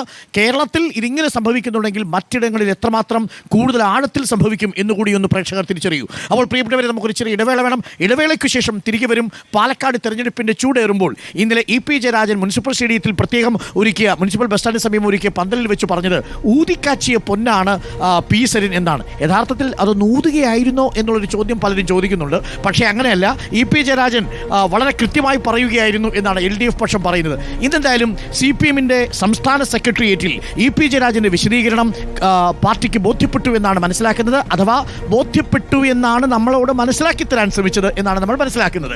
അപ്പോൾ ഒരു ചെറിയ ഇടവേളയ്ക്ക് ശേഷം കൂടുതൽ മനസ്സിലാക്കലിലേക്ക് വരാം. പ്രിയപ്പെട്ട പ്രേക്ഷകരെ, നിങ്ങൾ കണ്ടുകൊണ്ടിരിക്കുന്നത് പ്രത്യേക മീറ്റ് ദി എഡിറ്റേഴ്സ് പാലക്കാട് മണ്ഡലത്തിൽ കോട്ട മൈതാനത്തിൽ നിന്നും തത്സമയം. നമ്മളിനി രണ്ടാമത്തെ വിഷയത്തിലേക്ക് കൂടി പോകുന്നു. EP ജയരാജൻ ഇന്ന് തിരുവനന്തപുരത്തെത്തി CPMൻ്റെ സംസ്ഥാന സെക്രട്ടേറിയറ്റിൽ പങ്കെടുത്തു. അതിൽ സംസ്ഥാന സെക്രട്ടേറിയറ്റിൽ പങ്കെടുത്തതിന് ശേഷം എന്തുണ്ടായി എന്ന് ചോദിച്ചാൽ EP ജയരാജന് പാർട്ടിയുടെ പൂർണ്ണ പിന്തുണ. മാത്രവുമല്ല, DC ബുക്സ് ഒരു സാധാരണ രീതിയിലുള്ള പ്രസാധനമല്ല നിർവഹിക്കാൻ ശ്രമിച്ചത് എന്ന് മുഖ്യമന്ത്രിയും പറഞ്ഞതോടുകൂടി മുഖ്യമന്ത്രിയും പാർട്ടി സെക്രട്ടറിയും പൂർണ്ണമായും EP ജയരാജൻ്റെ അഭിപ്രായത്തെ പിന്തുണച്ച് രംഗത്തെത്തുകയായിരുന്നു. അഥവാ EP ജയരാജന് പൂർണ്ണ പിന്തുണയുമായി പാർട്ടി ഇന്ന് രംഗത്ത് വന്നു എന്നതാണ് ഏറ്റവും പ്രധാനപ്പെട്ട കാര്യം. ആത്മകഥാ വിവാദത്തിൽ, എഴുതാത്ത ആത്മകഥയിലെ വിവാദത്തിൽ നമുക്ക് ആ പ്രതികരണങ്ങളൊന്ന് കേട്ടുവരാം, പാർട്ടി സെക്രട്ടറിയുടെയും മുഖ്യമന്ത്രിയുടെയും. പാർട്ടി എങ്ങനെയും ബാധിച്ചിട്ടില്ല. കാരണം ജയരാജൻ തന്നെ പറഞ്ഞു, ഞാൻ എഴുതുകയോ ഞാൻ പറയുകയോ ചെയ്യാത്ത കാര്യം എൻ്റെ പേരിൽ കള്ളപ്രചാരവേല നടത്തിയിട്ടുള്ളതാണ്. ആ പ്രചാരവേല നടത്തിയിട്ടുള്ളവർക്കെതിരായിട്ട് നിയമപരമായിട്ടുള്ള നിയമ സംവിധാനം ഉപയോഗിച്ചുകൊണ്ടുള്ള നടപടിയും അതുപോലെ തന്നെ DGPക്ക് തന്നെ ഇത് അന്വേഷിക്കണം എന്ന് പറഞ്ഞുകൊണ്ടുള്ള കത്തും എല്ലാം കൈമാറി കഴിഞ്ഞിട്ടുണ്ട്. അന്വേഷണം നടക്കട്ടെ, അന്വേഷണം നല്ലപോലെ നടക്കണം എന്ന് തന്നെയാണ് പാർട്ടി കാണുന്നത്. അല്ല, പ്രസാധനത്തെ ആരെങ്കിലും ഏൽപ്പിച്ചാലേ പ്രസാധകരുണ്ടാകുക. ഞാനൊരു പുസ്തകം എഴുതി തയ്യാറാക്കുന്നതിൻ്റെ ഭാഗമായിട്ട് ആരെയും ഞാൻ ഏൽപ്പിച്ചിട്ടില്ല. ഏൽപ്പിക്കാതെ പ്രസാധകരുണ്ടാവുമോ? അതിനൊരു കരാറുമില്ല, അവരുമായിട്ട് ഒരു കരാറുമില്ല, അങ്ങനെ ഒരു കരാർ ഉണ്ടാക്കിയിട്ടുമില്ല. പിന്നെ എങ്ങനെയാണ് അവർ പുസ്തകം പ്രസിദ്ധീകരിക്കുക? പാർട്ടി അന്വേഷിക്കുന്നില്ല. പാർട്ടിക്ക് എന്തിനാ? ഞാൻ ഇന്നലെ പറഞ്ഞു, മിനിഞ്ഞാതെ പറഞ്ഞു, പാർട്ടി അന്വേഷിക്കേണ്ട കാര്യമൊന്നും അതില്ല. ഒരാളൊരു പുസ്തകം എഴുതിയാൽ ആ പ്രകാശന ചടങ്ങിൽ അയാൾ വേണ്ടേ? അല്ലെങ്കിൽ അയാൾ അറിയണ്ടേ? അങ്ങനെ ഒരു പ്രകാശന ചടങ്ങ് ഉണ്ടെന്നെങ്കിലും അയാൾ അറിയണ്ടേ? എന്തൊക്കെയാണ് നമ്മുടെ നാട്ടിൽ വിവാദങ്ങളായിട്ട് വരുന്നതെന്നാണ് നോക്കേണ്ടത്. ജയരാജൻ പറഞ്ഞല്ലോ അതുമായി ബന്ധപ്പെട്ടുള്ള കാര്യങ്ങൾ. ഞാനൊരു ആത്മകഥ എഴുതുന്നുണ്ടെന്നുള്ളത് ശരിയാണ്. അത് ആർക്കും കൊടുത്തിട്ടില്ല, ആരെയും പ്രസിദ്ധീകരിക്കാൻ ചുമതലപ്പെടുത്തിയിട്ടില്ല, ഒരു പ്രസിദ്ധീകരണശാലയുമായി കരാറും ഒപ്പിട്ടിട്ടില്ല. പുസ്തകം എഴുതുന്നു കേട്ടതുകൊണ്ട് ചില പ്രസാധകരെ എന്നെ സമീപിച്ചിരുന്നു. എഴുതി തീരട്ടെ, നമുക്ക് ആലോചിക്കാമെന്നാണ് പറഞ്ഞത് എന്ന് അദ്ദേഹം വ്യക്തമാക്കി. ഉപതെരഞ്ഞെടുപ്പ് നടക്കുന്നു. ആ ദിവസം നോക്കി സൂക്ഷ്മമായി ഈ വാർത്ത മെനഞ്ഞെടുക്കുന്നു. ഇതല്ലേ വിവാദ പണ്ഡിതന്മാർ ചെയ്യുന്ന കാര്യം? എല്ലാറ്റിനും ചില വ്യക്തമായ ഉന്നങ്ങളുണ്ട്. ആ ഉന്നങ്ങൾ ജനങ്ങൾ ഒറ്റപ്പെട്ടുകൊണ്ടിരിക്കുന്ന UDFനെ സഹായിക്കലാണ്, BJPയെ കഴിയാവുന്നത്ര സഹായിക്കലാണ്. ഇതാണ് വിവാദങ്ങളുടെ ഉന്നം. ആൻഡ്രൂ, ഇപ്പോൾ മുഖ്യമന്ത്രി പറഞ്ഞത് ഇപ്പോൾ ഉയർന്ന EP-യുടെ ആത്മകഥാ വിവാദമാകട്ടെ, ഇത്തരം വിവാദങ്ങൾ UDFനെയും BJPയെയും സഹായിക്കാൻ വേണ്ടി ചില കേന്ദ്രങ്ങളിൽ നിന്ന് വരുന്നതാണ് എന്നാണ് മുഖ്യമന്ത്രി പിണറായി വിജയൻ പറയുന്നത്. ഇന്നെന്തായാലും EP-ക്ക് പൂർണ്ണ പിന്തുണയുമായിട്ട് പാർട്ടി രംഗത്തെത്തി. പാലക്കാട്ടെ തെരഞ്ഞെടുപ്പിൽ ഇനി പ്രതിപക്ഷത്തിന് വലിയ രീതിയിൽ അത് ആയുധമാക്കാൻ പറ്റുമോ എന്നതാണ് നമ്മുടെ മുന്നിലെ ചോദ്യം. ആൻഡ്രൂ, അല്ല അരുൺ, ഇതിലകത്ത് ഏറ്റവും വലിയ EP എഴുതിയ അദ്ദേഹത്തിൻ്റെ ആത്മകഥ അദ്ദേഹം ഓൺ ചെയ്യാതെ ഏത് മാധ്യമം ബ്രേക്ക് ചെയ്തിട്ട് കാര്യമില്ല. കാരണം അതേ ഓൺ ചെയ്യണ്ടേ. അതുകൊണ്ടാണല്ലോ ഇപ്പോൾ പറയുന്നത്, ഈ പറഞ്ഞ ഞാൻ മെയിൽ അയച്ചു കൊടുത്താണ്, അല്ലെങ്കിൽ ഞാൻ ഈ DCക്ക് കൊടുത്തു, അല്ലെങ്കിൽ ഞാൻ DC ആയിട്ട് എഗ്രിമെൻ്റ് ഉണ്ട്, ഏതെങ്കിലും ഒരു കാര്യം EP പറഞ്ഞിട്ടുണ്ടെങ്കിൽ ഇതിൽ നമുക്കൊരു ഔചിത്യം പറയാം. ഇതിലൊരു ഔചിത്യമില്ല. കാരണം അതിനകത്ത് മുഖ്യമന്ത്രി പറഞ്ഞാലും ME ഗോവിന്ദൻ മാഷ് പറഞ്ഞാലും EP ജയരാജൻ പറഞ്ഞാലും എല്ലാം ഒരു കാര്യമാണ്. കാരണം എന്താ, അദ്ദേഹം ഓൺ ചെയ്യുന്നില്ല. ഞാൻ എഴുതിയ ആത്മകഥ ഞാൻ കൊടുത്തല്ല എന്ന് പറഞ്ഞാൽ പിന്നെ എങ്ങനെയാണ് അത് കൈകാര്യം ചെയ്യാൻ പറ്റുക? അത് സത്യം പറഞ്ഞിട്ട് EP പറഞ്ഞതും ചെയ്തതും DCൻ്റെ ഫോണ്ടൊക്കെ ആയിരിക്കാം. പക്ഷെ അത് ആര് ഓൺ ചെയ്യണം? EP ഓൺ ചെയ്യണം. EP ഓൺ ചെയ്തില്ലെങ്കിൽ ബാക്കിയുള്ളവർ കേട്ടിരിക്കാൻ മാത്രമേ നിവൃത്തിയുള്ളൂ. പക്ഷേ എന്താണ്, EP പറഞ്ഞ കാര്യങ്ങൾ EP പറയാൻ ഉദ്ദേശിച്ചതാണെന്നുള്ളൊരു ധ്വനി മലയാളികളുടെ മനസ്സിൽ വന്നിട്ടുണ്ട്. അദ്ദേഹം ഈ പറഞ്ഞ എല്ലാ കാര്യങ്ങളിലും അങ്ങനെ ഒരു ധ്വനി ഉണ്ടല്ലോ. അപ്പോൾ അല്ലെങ്കിൽ ഈ പറഞ്ഞ സരിനുമായി ബന്ധപ്പെട്ട കാര്യങ്ങളൊക്കെ അവസാന സ്റ്റേജിൽ പറയുന്നത് ഇലക്ഷൻ കഴിഞ്ഞിട്ട് റിലീസാക്കുകയാണെങ്കിൽ പറയാൻ വേണ്ടി വെച്ച കാര്യങ്ങളാണ് നമുക്ക് തോന്നും അത് വായിച്ചാൽ. പക്ഷേ അത് ആര് ഓൺ ചെയ്യണം? EP ഓൺ ചെയ്യണം. EP ഓൺ ചെയ്തില്ലെങ്കിൽ മുഖ്യമന്ത്രി എന്ന് പറഞ്ഞ പോലെയും ഗോവിന്ദ മാഷി എന്ന് പറഞ്ഞ പോലെ EP പറയുന്ന പോലെ തന്നെയാണ്. അത് വേറൊരു കാര്യം എന്താ അറിയോ, ഇലക്ഷൻ കഴിഞ്ഞിട്ടാണ് ഇതൊക്കെ നടക്കുന്നത്. ഇതിനൊരു വാല്യൂ ഇല്ല, ഇതൊരു ചർച്ചാ വിഷയമല്ല. അപ്പോൾ ഇത് ആരുടെ ഒരു പ്ലാനിങ് ഉണ്ടല്ലോ, അല്ലെങ്കിൽ കറക്റ്റ് ടെസ്റ്റ് ഫോർമാറ്റായി വിത്ത് ഫോട്ടോ കവർ പേജ് എല്ലാം അടക്കം പുറത്തേക്ക് വരുമല്ലോ. DC ഇതിൻ്റെ അത് ചെയ്തൊരു കാര്യം എന്താ പറയുക, DC അവരുടെ പിന്നെ സോഷ്യൽ മീഡിയ പോസ്റ്റിലാണ് ഈ പറഞ്ഞ സാധനം പുറത്തു വിട്ടിട്ടുള്ളത്. അപ്പം അത് ഒറ്റ വാക്കിലങ്ങ് എഴുതി തള്ളാൻ പറ്റില്ല, അങ്ങനെ എഴുതി പറ്റാൻ പറ്റും. ഞങ്ങൾ അങ്ങനെ ചെയ്തിട്ടില്ല, അങ്ങനെ കണ്ടിട്ടില്ല എന്ന് പറയില്ല. അപ്പോൾ DC എന്താ പറഞ്ഞത്, ഞങ്ങൾക്ക് ഈ പൊതുപ്രവർത്തകരെ ബഹുമാനമാണ്, ഞങ്ങൾ അവരെ കൂടെ നിൽക്കുന്നു, അവരെ ഞങ്ങൾ ബഹുമാനിക്കുന്നു. പക്ഷേ അതല്ല, EP തന്നോ തന്നില്ലോ എന്ന് രവി DC ഇതുവരെ പറഞ്ഞിട്ടില്ല. EP തന്നോ തന്നില്ല രവി DC പറഞ്ഞിരുന്നെങ്കിൽ അതിനകത്ത് ക്ലാരിറ്റി വന്നേനെ. അത് പറയാത്തതുകൊണ്ട് CPM ഇങ്ങനെ പറയാം, എന്ത് EP ജയരാജൻ തന്ന സാധനമല്ല, EP ജയരാജൻ്റെ കയ്യിൽ നിന്ന് പുറത്ത് വന്നതല്ല എന്നുള്ള കാര്യങ്ങളൊക്കെ പറയാവുന്നതിലേക്ക് അപ്പുറം DC ഇത് ഓൺ ചെയ്തിട്ടുണ്ടെങ്കിൽ ഇതിൻ്റെ കളി മാറിയാനെ. പക്ഷേ DC ഇത് ഓൺ ചെയ്യില്ല, കാരണം DCക്ക് അതിൻ്റെ ഭവിഷ്യത്ത് അറിയാൻ പറ്റും. അതാണ് സുജയ, ഇതിൽ സാങ്കേതികമായി EPയും CPMും പറയുന്നത് ശരിയാണെന്ന് വെച്ചാൽ പോലും അത് സാങ്കേതികത്വം മാത്രമാണ്. എന്നാൽ ഇതിപ്പോൾ മണ്ഡലത്തെ വലിയ ചർച്ചാ വിഷയമായിട്ടുണ്ട്. ഇന്നലെ ഊതിക്കാച്ചിയെ പൊന്നെന്നും ഉത്തമനായ സ്ഥാനാർത്ഥിയെന്നും EP ജയരാജൻ പറഞ്ഞത് യഥാർത്ഥത്തിൽ സരിനെ ട്രോൾ ചെയ്താണോ എന്ന രീതിയിലാണ് പ്രചരണം നടക്കുന്നത്. അപ്പോൾ ആത്മകഥയിൽ EP പറയാൻ ഉദ്ദേശിച്ചത് ഇതാണ് എന്നൊരു പ്രചരണം പാലക്കാട് മണ്ഡലത്തിൽ നടന്നാൽ അതിൻ്റെ ദോഷം CPMനല്ലേ? CPMന് ആ ദോഷം ഉണ്ടാകാതിരിക്കാനാണല്ലോ ഇന്നലെ തന്നെ EP ജയരാജനെ പ്രചാരണത്തിന് എത്തിച്ചതും. മഴ പെയ്യുന്നത് വരെ അദ്ദേഹം സരിനെക്കുറിച്ച് നേരത്തെ പറഞ്ഞതിനേക്കാൾ താങ്കൾ പറഞ്ഞ ഊതിക്കാച്ചിയ പൊന്നു മാത്രമല്ല, സ്വതന്ത്രരൊന്നും അത്ര മോശക്കാരല്ല എന്ന് വരെ അതേ EPയെ കൊണ്ട് തന്നെ EPയുടേതെന്ന രീതിയിൽ പുറത്തു വന്ന ആ PDF. അപ്പോൾ എൻ്റെ ആത്മകഥ ഇങ്ങനെ അല്ല എന്ന് EP പറഞ്ഞു കഴിഞ്ഞാൽ പിന്നെ നമുക്കത് EPയുടെ ആത്മകഥയാക്കി മാറ്റാൻ കഴിയുമോ എന്നൊരു ചോദ്യം അവിടെ നിൽക്കുന്നുണ്ട്.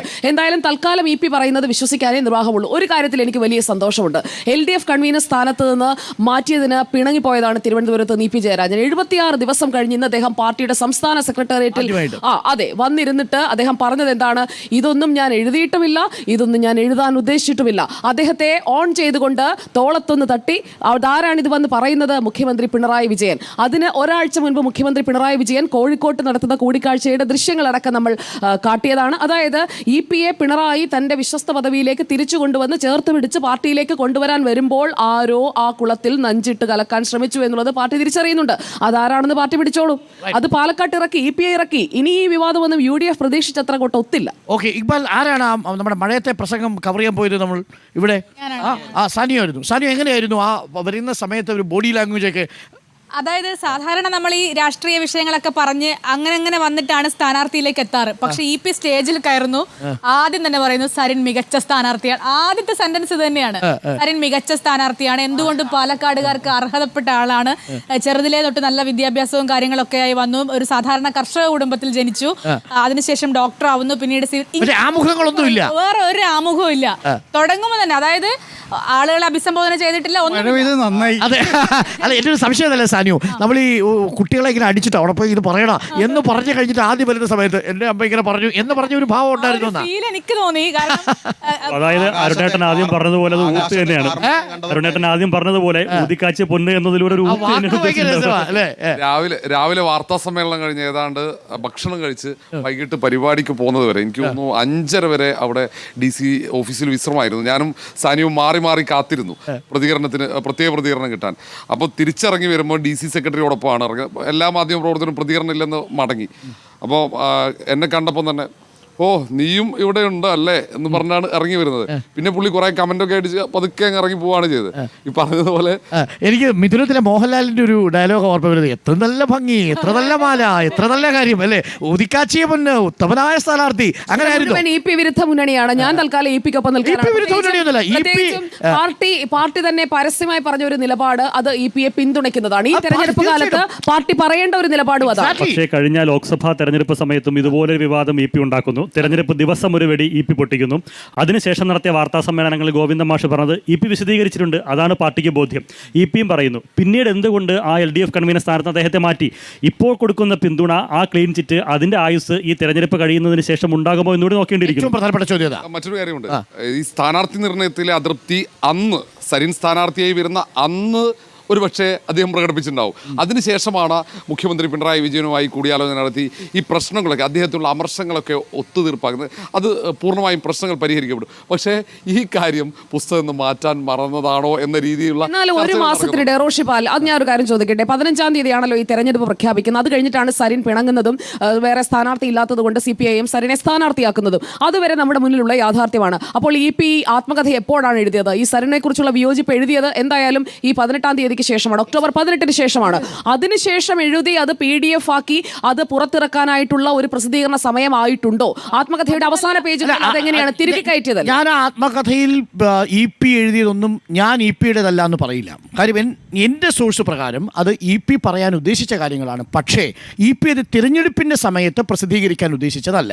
അത് കൃത്യമായി തന്നെ പറയുന്നു. ഇത് തിരഞ്ഞെടുപ്പ് കഴിഞ്ഞതിനു ശേഷം വിവാദമാകും, അല്ലെങ്കിൽ തിരഞ്ഞെടുപ്പ് നടക്കുന്ന സമയമായതുകൊണ്ട് വിവാദമാകുമല്ലോ. പക്ഷേ തിരഞ്ഞെടുപ്പിന് ശേഷമായതുകൊണ്ട് വിവാദമാവില്ല, പക്ഷേ ചിലത് പറയാനുണ്ട് എന്ന് പറയുന്നു. പക്ഷേ ഇപ്പോഴും ഞാൻ പറയുന്നു, അത് രണ്ടാമത് അദ്ദേഹം ഒരിക്കൽ കൂടി പ്രൂഫ് റീഡ് ചെയ്ത് വായിച്ച് കേൾക്കുമ്പോൾ ഒരു പക്ഷേ ആ ഭാഗം ഒഴിവാക്കുമായിരുന്നു. അതാണ് ഞാൻ പറഞ്ഞത്. എഴുത്തുകാരൻ്റെ ഒരു പ്രൈവറ്റ് പ്രോപ്പർട്ടിയാണ്, ഇൻ്റലക്ച്വൽ പ്രോപ്പർട്ടിയാണ് യഥാർത്ഥത്തിൽ അദ്ദേഹത്തിൻ്റെ ആത്മകഥ. അത് അദ്ദേഹം അവസാനം കൺസെൻറ്റ് കൊടുക്കുന്നത് വരെ അതിന് പിതൃത്വം ആർക്കും അവകാശപ്പെടാൻ പറ്റില്ല. അതുകൊണ്ട് ശരിക്കും അത് ഇമ്മെറ്റീരിയലാണ്. പക്ഷേ അത് സാങ്കേതികത്വം മാത്രമാണ്. പുറത്ത് വന്നതോടുകൂടി ഡാമേജ് ഓൾറെഡി ഡൺ അല്ലേ? ഞാനൊരു സംശയം ചോദിച്ചോട്ടെ, ഇനിയിപ്പോ അങ്ങനെയാണെന്നുണ്ടെങ്കിൽ EP വേറൊരു ആത്മകഥ എഴുതേണ്ടി വരില്ലേ? എന്തായാലും ഒരു കാര്യം ഉറപ്പാണ്, തൽക്കാലം EP-യുടെ ആത്മകഥ ഞാൻ രവി DC-യുടെ ഒരു ഭാഷയിൽ പറഞ്ഞാൽ ഷൂ ആയിരിക്കുന്നു. ഞാൻ ഈ ഷൂ എന്ന് പറഞ്ഞത് രവി DC ഇദ്ദേഹം എഴുതിയ ആദ്യത്തെ ആത്മകഥയെക്കുറിച്ച് കൂടി പറഞ്ഞിരിക്കുന്ന ഒരു വാചകം ഉദ്ദേശിച്ചാണ്. അത് കേട്ടോണ്ടിരിക്കുന്ന ചില ആളുകൾക്കെങ്കിലും മനസ്സിലാവും. അതുകൊണ്ട് ഞാൻ പറഞ്ഞു എന്ന് മാത്രമേ ഉള്ളൂ. അങ്ങനെ ചില കാര്യങ്ങളൊക്കെ ഇതിന് പിന്നിൽ സംഭവിച്ചിട്ടുണ്ട്. വരുന്ന ദിവസങ്ങൾ ആ കാര്യങ്ങളൊക്കെ ബോധ്യമാവും. ഇമെയിലുണ്ടോ? ഇമെയിലും അല്ല ബാക്കിയുള്ള കാര്യങ്ങളൊക്കെ ഉണ്ട്. പക്ഷേ അത് DC ഒരിക്കലും പുറത്തു വിടില്ല എന്നാണ് ഞാൻ ഇപ്പോഴും വിശ്വസിക്കുന്നത്. കാരണം അത് DC-യുടെ ക്രെഡിബിലിറ്റിയാണ് ഷേക്ക് ചെയ്യുക. ഫെസിലിറ്റേറ്റർ മാത്രമെന്നാണ് രവി DC ഫെസിലിറ്റേറ്റർ തന്നെയാണ്, അക്കാര്യത്തിൽ സംശയമില്ല. പക്ഷേ നല്ല ഒന്നാന്തരം കൊമേഴ്സ്യലി ഓറിയന്റഡ് ആയ ഫെസിലിറ്റേറ്റർ ആണ് DC-യെ സംബന്ധിച്ചിടത്തോളം ഉണ്ടല്ലോ, ഇത്രയധികം ബുക്ക് വിറ്റ് പോകാൻ പറ്റിയ ഒരു സംവിധാനം വേറെ ഇല്ല. പക്ഷേ ഒരു ഇലക്ഷന്റെ സമയത്ത് പക്ഷേ എന്താണ്, ആരോ ആ പോസ്റ്റ് പുറത്തു വിട്ടതിന്റെ കൂടെ ഈ പറഞ്ഞ PDF ഫോർമാറ്റ് കൂടെ പുറത്തു വിട്ടു. അതായത് സിനിമയുടെ ട്രെയിലർ പുറത്തു വിടേണ്ടതിന് വരെ സിനിമ അതാണ് സംഭവിച്ചെന്ന് പറഞ്ഞിട്ടുണ്ടെങ്കിൽ ഇനി ഇത് വന്ന് പുറത്തു വന്നൊരു കാര്യമില്ല. കാരണം ഇത് ജനങ്ങളുടെ മുന്നിൽ എത്തി 10,000 ലക്ഷക്കണക്കിന് ആൾക്കാരെടുത്ത് മുഴുവൻ ഫോർമാറ്റ്. ടെലിഗ്രാമില് സിനിമയുടെ വ്യാജൻ വന്നു കഴിയുമ്പോൾ പിന്നെ തിയേറ്ററിൽ പോകില്ല എന്ന് പറഞ്ഞ പോലെ ആയി അവസ്ഥ. DC-നെ അത് പ്രസിദ്ധീകരിച്ചാലും ആരും വാങ്ങില്ല. അത് അതൊരു കയ്യബദ്ധം പറ്റിയെന്നാണ് ഞാൻ മനസ്സിലാക്കുന്നത്. 4 പേജാണ് പുറത്തുവിടാൻ ഉദ്ദേശിച്ചത്. അതിൽ ഒരു പേജ് എന്ന് പറയുന്നത് പിണറായി വിജയൻ സർക്കാരിൻ്റെ 2ാം സർക്കാർ ദുർബലമായിരുന്നു എന്ന് പറഞ്ഞത് 1. 2 LDF കൺവീനർ സ്ഥാനത്ത് നിന്നും പുറത്തു പോകുമ്പോൾ അത് മനപ്രയാസം ഉണ്ടാക്കിയെന്നും പാർട്ടി തന്നെ വേണ്ട വിധം കേട്ടില്ല എന്ന് പറഞ്ഞ ഘടകം. 3ാമത്തത് എനിക്ക് തോന്നുന്നു ഈ പാർട്ടി സെക്രട്ടറിമാരെ തെരഞ്ഞെടുപ്പിൽ മത്സരിച്ചതുമായി ബന്ധപ്പെട്ടത് 4 ദേശാഭിമാനിയുമായി ബന്ധപ്പെട്ട വിവരം. അപ്പോൾ ഈ കാര്യങ്ങൾ പുറത്തുവിട്ടാൽ ഈ സരിൻ്റെ വിഷയമടക്കം പുറത്തുവിടുമ്പോൾ അതൊരു വലിയ ചർച്ചയാണ്. ഒരു കാര്യം, ഇപ്പൊ ഈ വിവാദം ഉണ്ടായിരുന്നില്ല എങ്കിലേ EP പാലക്കാട് വരുമോ? ഇന്ന് പക്ഷേ ഷെഡ്യൂൾഡായിരുന്നു. അതായത് ഷെഡ്യൂൾ ചെയ്തിരുന്നു ഇന്ന്. ഷെഡ്യൂൾ ചെയ്തിരുന്നു. മാത്രമല്ല തെരഞ്ഞെടുപ്പ് കാലത്താണ് മുഖ്യമന്ത്രി നേരെ പോയി EP-യെ കണ്ട് അനുനയിപ്പിച്ച് കൂടെ നിൽക്കണമെന്ന് പറയുകയും പാലക്കാട് ഇലക്ഷൻ സമ്മതിക്കുകയും ചെയ്തു. പക്ഷെ ഒരിക്കലും ഊതിക്കാച്ചിയെ പൊന്നെന്ന് പറയണ്ടാവില്ല, ഒരിക്കലും പറയില്ല. ഉത്തമനായ സ്ഥാനാർത്ഥി എന്ന് പറയുന്നുണ്ടാവില്ല. ഞാൻ ഇന്നലെ EP-യുടെ വാർത്താ സമ്മേളനം കവർ ചെയ്യാൻ പോയത് ഞാനാ. EP-ക്ക് എന്തോ പറയാനുണ്ടായിരുന്നു, അത് EP-യെ കൊണ്ട് ആരെയോ പറയിപ്പിക്കുകയാണോ എന്നുള്ള രീതിക്ക് തോന്നിപ്പോയി. എല്ലാം ഒരു പ്രതിരോധമായിരുന്നു. സരിന്റെ കാര്യത്തിൽ DC ബുക്സിന്റെ കാര്യത്തിൽ എല്ലാം ഒരു പ്രതിരോധം. കാരണം സരിന് വേറെ ആരും കൊടുക്കാത്ത വിശേഷമാണ് പാലക്കാടൻ ജനതയുടെ മഹാഭാഗ്യം. ആ രീതിയിൽ ഒരുപാട് വിശേഷങ്ങൾ സരിന് കൊടുക്കുന്നു. അതിനുശേഷം പിന്നീട് DC ബുക്സിന്റെ കാര്യത്തിലേക്ക് വരുമ്പോൾ ഞാൻ ഒന്നുമേ ചെയ്തിട്ടില്ല. ആ പേരുണ്ടല്ലോ, പരിപ്പോടിയും കട്ടൻ ചായയും, അയ്യോ എന്നെ കളിയാക്കുന്ന രീതിയിലുള്ള പേര് ഞാൻ ഇടുവോ എന്ന രീതിക്ക് ഒരു EP പറയാണ്. പ്രതിരോധിക്കാൻ വേണ്ടി EP ഇന്നലെ എത്തിച്ചോ എന്നുള്ളതാണ്. EP വന്നിട്ടില്ലെങ്കിൽ ഇന്നലെ ഒരിക്കലും ഊതിക്കച്ചപ്പോ എന്നുള്ള ഒരു പരാമർശം. EP-യെ സംബന്ധിച്ച് അദ്ദേഹം പാർട്ടിക്ക് വേണ്ടി ഒരുപാട് സംഭാവനകൾ ചെയ്തിട്ടുണ്ട്. പാർട്ടിക്ക് നിലവിൽ EP-യെ ചേർത്ത് പിടിക്കുക എന്ന് പറയുന്നതിൽ തെറ്റില്ല. കാരണം മധുര പാർട്ടി കോൺഗ്രസ് വരാൻ പോവുകയാണ്. പ്രായപരിധി ഉണ്ട്. സ്വാഭാവികമായിട്ടും അദ്ദേഹം ആ പ്രായപരിധി ഒഴിവാക്കും. അപ്പോൾ ആ സമയം വരെ അദ്ദേഹത്തിന് നല്ലൊരു നിലയിൽ പോകട്ടെ എന്ന് ചിന്തിക്കുന്നതിൽ തെറ്റില്ല. ദീപക് പറഞ്ഞതിനകത്തൊരു വാലിഡ് പൊളിറ്റിക്കൽ പോയിന്റ് ഉണ്ട്.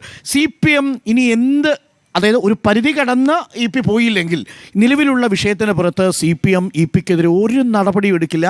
EP ഇങ്ങനെ തന്നെ പോകും, CPM ഇങ്ങനെ തന്നെ പോകും. അടുത്ത മധുര കോൺഗ്രസോട് കൂടി EP-യുടെ ചുമതലകളിൽ നിന്നുള്ള അദ്ദേഹത്തിന്റെ സേവനം അവസാനിക്കുകയും ചെയ്യും. കരാർ പുറത്തു വിടുമോ? ഏതാ DC കരാറില്ല. 100% എനിക്ക് ഉറപ്പുണ്ട്. EP-യുമായി DC ബുക്സ് ഒരു കരാറിൽ ഒപ്പിട്ടിട്ടില്ല, രേഖാമൂലം ഒപ്പിട്ടിട്ടില്ല. ടൈപ്പ് ചെയ്തോ എഴുതിയോ സ്വന്തം കൈപ്പടയിലോ. DC-ന്റെ ശൈലി വെച്ചിട്ട് അങ്ങനെയല്ല. DCന്റെ ഗംഭീര ഒരു എഗ്രിമെന്റ് ഉണ്ട്. സാധാരണ പക്ഷേ ഒപ്പിട്ടിട്ടില്ല തീർച്ചയായിട്ടും. മാത്രമല്ല ഇത് വാക്കാൽ പറഞ്ഞു എന്നാണ് ഞാൻ മനസ്സിലാക്കുന്നത്. അവസാനം പ്രസിദ്ധീകരണത്തിന് മുൻപ് ഇത് ഒപ്പിട്ട് വാങ്ങാം. കാരണം EP ആയതുകൊണ്ട് അങ്ങനെ വിശ്വസിക്കുമല്ലോ സ്വാഭാവികം. ഇതിനകത്ത് ഞാൻ കാണുന്ന ഒരു കാര്യം എന്താണെന്നറിയോ, ഇത് ശരിക്കും DC തന്നെയായിരിക്കും ഈ ഫോർമാറ്റൊക്കെ ശരിയാക്കി ഉണ്ടാവുക. അത് വായിച്ച് മനസ്സിലാക്കാൻ വേണ്ടി ചിലപ്പോൾ തിരിച്ചയച്ചു കൊടുത്ത സാധനമാവാൻ സാധ്യതയുണ്ട്. അതുമല്ല എന്നാണ് നമ്മൾ മനസ്സിലാക്കുന്നത്. കാര്യം ദേശാഭിമാനി അരുൺ സാർ ഇങ്ങനെ ഏകദേശം കാര്യങ്ങൾ അറിയാലോ. കാര്യങ്ങൾ അറിയുകൊണ്ടാണല്ലോ നമ്മൾ ഈ പണിയെടുക്കുന്നത്. പക്ഷെ പറയുന്ന പരിമിതിയുണ്ട്. എന്റെ ബലമായ സംശയം മാധ്യമപ്രവർത്തകൻ അരുൺകുമാറാണോ? ആ മാധ്യമപ്രവർത്തകൻ ഞാനല്ല, പക്ഷെ ആ മാധ്യമപ്രവർത്തകൻ എന്റെ സുഹൃത്താണ്. നമ്മൾ പറഞ്ഞത് മാത്രമേ ഉള്ളൂ. EP-ക്ക് ആരിനൊക്കെയോ സംശയമുണ്ട്. കാരണം EP പറയുന്നത് കഴിഞ്ഞ ലോക്സഭാ തെരഞ്ഞെടുപ്പിൽ തന്നെ ചർച്ചയാക്കി, വിഷയമാക്കി, പാർട്ടിയെ പ്രതിസന്ധിയിലാക്കി. ഈ തെരഞ്ഞെടുപ്പ് വന്നപ്പോഴും തന്നിലൂടെ ഒരു പ്രശ്നം ഉണ്ടാക്കി മാറ്റുകയാണ്. മാധ്യമ പ്രവർത്തകനായാണ്, അതൊക്കെ തന്നെ വിശ്വസ്തനായുള്ള വ്യക്തിയാണ്. ആ വഴിക്കൊന്നും ഒരിക്കലും ജോലിയില്ല. തന്നെ ഉപയോഗിച്ച് പാർട്ടിയെ പ്രതിസന്ധിയിലാക്കുക എന്ന രീതിക്ക് EP-ക്ക് ആരിനൊക്കെ സംശയമുണ്ട്. പക്ഷേ 100% ഞാൻ പറയുന്നു, അത് DC-യുടെ ഫോർമാറ്റിൽ നിന്ന്, DC-യുടെ പ്രിന്റിൽ നിന്നാണ് ഇത് പുറത്തു പോയത്. കോട്ടയത്ത് നിന്നാണ് അത് ചോർന്നത്. അതിന് പിന്നിൽ രാഷ്ട്രീയ താല്പര്യമുണ്ടോ എന്നുള്ളത് ഇനി തെളിയിക്കപ്പെടേണ്ട ഒന്നാണ്. പക്ഷെ അവിടേക്ക് അന്വേഷണം പോവില്ല അത് പുറത്തുവിട്ടാൽ പ്രയോജനമാർക്കാണ്. ചേലക്കരയിൽ പ്രയോജനമുണ്ടല്ലോ. പക്ഷെ അന്വേഷണം ആ വഴിക്കൊന്നും പോവില്ല. നോക്കിക്കോളൂ, പോയാലുള്ള കുഴപ്പം ഈ പറയുന്ന ഇമെയിൽ അടക്കമുള്ളത് പരിശോധിക്കപ്പെടുന്ന ഒരു സാഹചര്യം ഉണ്ടാവും. അതൊക്കെ പുറത്തു വരും. അതുകൊണ്ട് ഈ അന്വേഷണം 20-ാം തീയതി വരെ ഇത് ചർച്ചയാവും. 20-ാം തീയതി കഴിഞ്ഞാൽ പക്ഷേ ഇതിനകത്ത് നഷ്ടം സംഭവിച്ചത് മുഴുവൻ EP-ക്ക് കഴിഞ്ഞ ഒരു 4-5 വർഷം മുമ്പുള്ളൊരു ആഗ്രഹമായിരുന്നു, എൻ്റെ പേരിൽ ഒരു ആത്മകഥ വേണം. അദ്ദേഹം അതിന് ആദ്യം ഒരാളെ ഏൽപ്പിച്ചു. അത് പരമാവധി കുളമാക്കി ചളവാക്കി കൈ കൊടുത്തു. രണ്ടാമത് കുറച്ചുകൂടി വൃത്യമായ ഒരു ഭാഷയിൽ എഴുതാൻ വേണ്ടി ഈ പുതിയ ലേഖകനെ ഏൽപ്പിച്ചു. പൊന്നുപോലാക്കാൻ വേണ്ടി ഒരാളെ ഏൽപ്പിച്ചു. പക്ഷേ ആ പൊന്ന് ഒന്നാന്തരം ചെമ്പാണെന്ന് മനസ്സിലായി അവസാനം പുറത്തു വന്നപ്പോൾ. പക്ഷെ ഒരു പ്രശ്നം എന്താണെന്ന് വെച്ച് കഴിഞ്ഞാൽ ഇനി എന്ത് എഴുതും എന്നൊരു പ്രശ്നമുണ്ടല്ലോ. ഇത് മാറ്റി എഴുതണമെങ്കിൽ വേറെ ആരുടെ കഥയിൽ എഴുതാൻ പറ്റൂ. ഈ പറഞ്ഞ കഥയല്ലാതെ വേറെ എഴുതാൻ പറ്റത്തില്ലല്ലോ. കൂടുതലൊക്കെ EP-ക്ക് പറയാനുണ്ടാവും. EP-ക്ക് കുറച്ചുകൂടെ വിശദീകരിച്ച് കുറച്ചുകൂടെ നന്നായിട്ട് എഴുതാൻ പറ്റും. EP-ക്ക് മുൻപുണ്ടായ വിവാദങ്ങളിലാണ് മറുപടി. അതെ, വിവാദങ്ങൾ വേറെ ഇല്ല. അതെ, വിവാദങ്ങൾ മാത്രമല്ല, ഈ EP-യുടെ കുടുംബവും EP-യുടെ ബാല്യവും EP-യുടെ കാർഷിക മേഖലയിലെ അദ്ദേഹത്തിന്റെ കുടുംബ പശ്ചാത്തലവും ഇനി മാറ്റി എഴുതിയാലും കാർഷിക രംഗം തന്നെ ആവുമല്ലോ. നെല്ല് ഗോതമ്പെന്നാക്കാൻ പറ്റത്തില്ലല്ലോ. അതല്ലേ പ്രശ്നം. EP-ക്ക് പണി വന്നത് അകത്തുനിന്നാണ് ഏതാണ്ട് ഉറപ്പാ. റിസോർട്ടിന്റെ കാര്യം മാറ്റി ചെയ്താൽ പറ്റുമോ? ഒന്നും ചെയ്യാൻ പറ്റില്ല. സാന്റിയാഗോ പറ്റില്ല, ദേശാഭിമാനി പറ്റത്തില്ല, ഒന്നും പറ്റില്ല. അപ്പൊ അതുകൊണ്ട് തൽക്കാലം ആ ആത്മകഥയുടെ കാര്യത്തിൽ ഒരു തീരുമാനമായി. ഇനി പറഞ്ഞ പോലെ ഒരു ആത്മകഥ ഇറങ്ങണമെങ്കിൽ ഇപ്പൊ നടക്കുന്ന ഈ വിവാദത്തിന്റെ ഒരു ഉത്തരം കൂടി വേറൊരു ചാപ്റ്റർ കൂടി ചേർക്കാം. ഇനി അദ്ദേഹത്തിന് വേണമെങ്കിൽ ഒരു കാര്യം, പക്ഷേ ഇത് പുറത്തിറങ്ങി ഇത് വാങ്ങണ്ടേ? കാര്യം ഓൾറെഡി 151 പേജ് നമ്മുടെയൊക്കെ കയ്യിലായി കഴിഞ്ഞല്ലോ. അതാണ് ഒരു പ്രശ്നം. അപ്പോൾ പ്രിയപ്പെട്ട പ്രേക്ഷകരെ, ഇതാണ് സംഭവിച്ചിരിക്കുന്നത്. അത് പാലക്കാട് മണ്ഡലത്തിൽ UDF പ്രചരണത്തിന്റെ വിഷയമാക്കുന്നുണ്ട്. എനിക്ക് തോന്നുന്നു അത് സൈലന്റ് ക്യാമ്പയിന്റെ ഭാഗമാക്കുന്നുണ്ട് അല്ലേ? അന്ന് പുസ്തകത്തിലെ ഭാഗം പുറത്തു വന്നപ്പോൾ തന്നെ അത് ചർച്ചയാകട്ടെ എന്ന നിലപാടായിരുന്നു UDF ഉണ്ടായിരുന്നത്. പരമാവധി ചർച്ചയാകട്ടെ. കാരണം തുടക്കത്തിൽ UDF-ന്റെ സ്ഥാനാർത്ഥി നിർണയവുമായി ബന്ധപ്പെട്ട ആശയക്കുഴപ്പമുണ്ടായിരുന്നല്ലോ. സമാനമായ ഒരു അവസരം കിട്ടി. അത് പരമാവധി UDF ഉപയോഗിക്കുകയും ചെയ്തു സരിന്റെ സ്ഥാനാർത്ഥിത്വവുമായി ബന്ധപ്പെട്ട്. EP ഹസനൊക്കെ സ്വാഗതം ചെയ്യുകയും ചെയ്തു അല്ലേ പാർട്ടിയിലോട്ട് വരാൻ. ഇന്നിപ്പോ VD സതീശൻ പറഞ്ഞത് ഒരു അഭയം കൊടുക്കുമെന്ന് നോക്കുമ്പോൾ ഉചിതമായ സമയത്ത് ആലോചിക്കാമെന്നുള്ളതാണ്. EP-ക്ക് അങ്ങനെ അഭയമൊന്നും വേണ്ട. അങ്ങനെ EP പോകുന്ന ആളും അല്ല അല്ലേ? അങ്ങനെയൊന്നും EP പോകേണ്ടതുമല്ല അല്ലേ? സാനിയൊക്കെ അറിയാലോ EP അടുത്ത് അല്ലേ? അതെ. അപ്പം EP അങ്ങനെ രാഷ്ട്രീയ അഭയം തേടി ഒരു പാർട്ടിയുടെ കൂടാരത്തിലും പോകത്തില്ല. ഒരു കക്ഷി രാഷ്ട്രീയ അഭയം കൊടുക്കാൻ വേണ്ടിയിട്ട് പോയി. ശോഭാ സുരേന്ദ്രൻ പോയ വഴിക്ക് പുല്ല് പോലും മുളച്ചിട്ടില്ല. കേസുമായിട്ട് കൂട്ടമായിട്ട് നടക്കുക. ശോഭാ സുരേന്ദ്രൻ ഇപ്പോൾ ആരെങ്കിലും അഭയം കൊടുക്കുന്ന വരുന്ന അവസ്ഥയിലാണ് കാര്യങ്ങൾ. അപ്പോൾ പ്രിയപ്പെട്ട പ്രേക്ഷകരെ, നമ്മൾ തുടരും ഒരു ചെറിയ ഇടവേളയ്ക്ക് ശേഷം. പ്രിയപ്പെട്ട പ്രേക്ഷകരെ, നിങ്ങൾ കണ്ടുകൊണ്ടിരിക്കുന്നത് പ്രത്യേക മീറ്റ് ദി എഡിറ്റേഴ്സ് പാലക്കാട് മണ്ഡലത്തിൽ കോട്ട മൈതാനത്തിൽ നിന്നും തത്സമയം. നമ്മളിനി വയനാട്ടിലെ വിഷയത്തിലേക്കാണ് പോകുന്നത്. വയനാട്ടിൽ ചൊവ്വാഴ്ച LDF-ന്റെയും UDF-ന്റെയും ഹർത്താലാണ്. വയനാട്ടിൽ ചൂരൽമല മുണ്ടക്കൈ ദുരന്തത്തിൽപ്പെട്ട മനുഷ്യർക്ക് ദുരിതാശ്വാസമായി കേന്ദ്രം അടിയന്തര ധനസഹായം പ്രഖ്യാപിക്കാത്തതിലും ദേശീയ ദുരന്തമായി L3 കാറ്റഗറിയിലുള്ള ദേശീയ ദുരന്തമായി ചൂരൽമല മുണ്ടക്കൈ ഉരുൾപൊട്ടലിനെ പ്രഖ്യാപിക്കാത്തതിലും പ്രതിഷേധിച്ചുകൊണ്ടാണ് LDF-ന്റെയും UDF-ന്റെയും ഹർത്താൽ ആഹ്വാനം. കേരളം ഇന്ത്യയുടെ ഭൂപടത്തിലില്ലേ എന്നാണ് PK കുഞ്ഞാലിക്കുട്ടിയും പ്രതിപക്ഷ നേതാവും ചോദിച്ചത്. സുജയ, വയനാട് ഒരു വലിയ വിഷയമായി വളരുകയാണ്. കേരളം ഒന്നാകെ ചർച്ച ചെയ്യാൻ പോകുന്നു. പാലക്കാട്ടെ വിജയസാധ്യതയെ പോലും അത് ബാധിക്കാൻ സാധ്യതയുണ്ടോ സുജയ? പാലക്കാട്ടെ വിജയസാധ്യതയെ അത് ബാധിക്കില്ല. കാരണം L3 കാറ്റഗറി എന്ന് പറയുന്നത് ദേശീയ ദുരന്തമായി പ്രഖ്യാപിക്കുന്നതിനായിട്ടുള്ള മാനദണ്ഡം അനുസരിച്ച് ആ ഒരു കാറ്റഗറൈസേഷൻ ഇപ്പോഴില്ല എന്നുള്ളത് 2013 മുല്ലപ്പള്ളി രാമചന്ദ്രൻ ആഭ്യന്തര സഹമന്ത്രിയായിരിക്കെ കൊടുത്തിട്ടുള്ള വിശദീകരണ കുറിപ്പിലുണ്ട്. അതൊരു സ്റ്റാർഡ് ക്വസ്റ്റിനുള്ള മറുപടിയായി കൊടുത്തതുമാണ്. അപ്പോൾ 2013 ആ സാഹചര്യത്തിൽ നിന്ന്, ആ സമയത്താണ് മേഘവിസ്ഫോടനം അടക്കം വലിയ പ്രകൃതിക്ഷോഭങ്ങളിലൂടെ ഉത്തരാഖണ്ഡ് അടക്കമുള്ള സംസ്ഥാനങ്ങൾ പോയത്.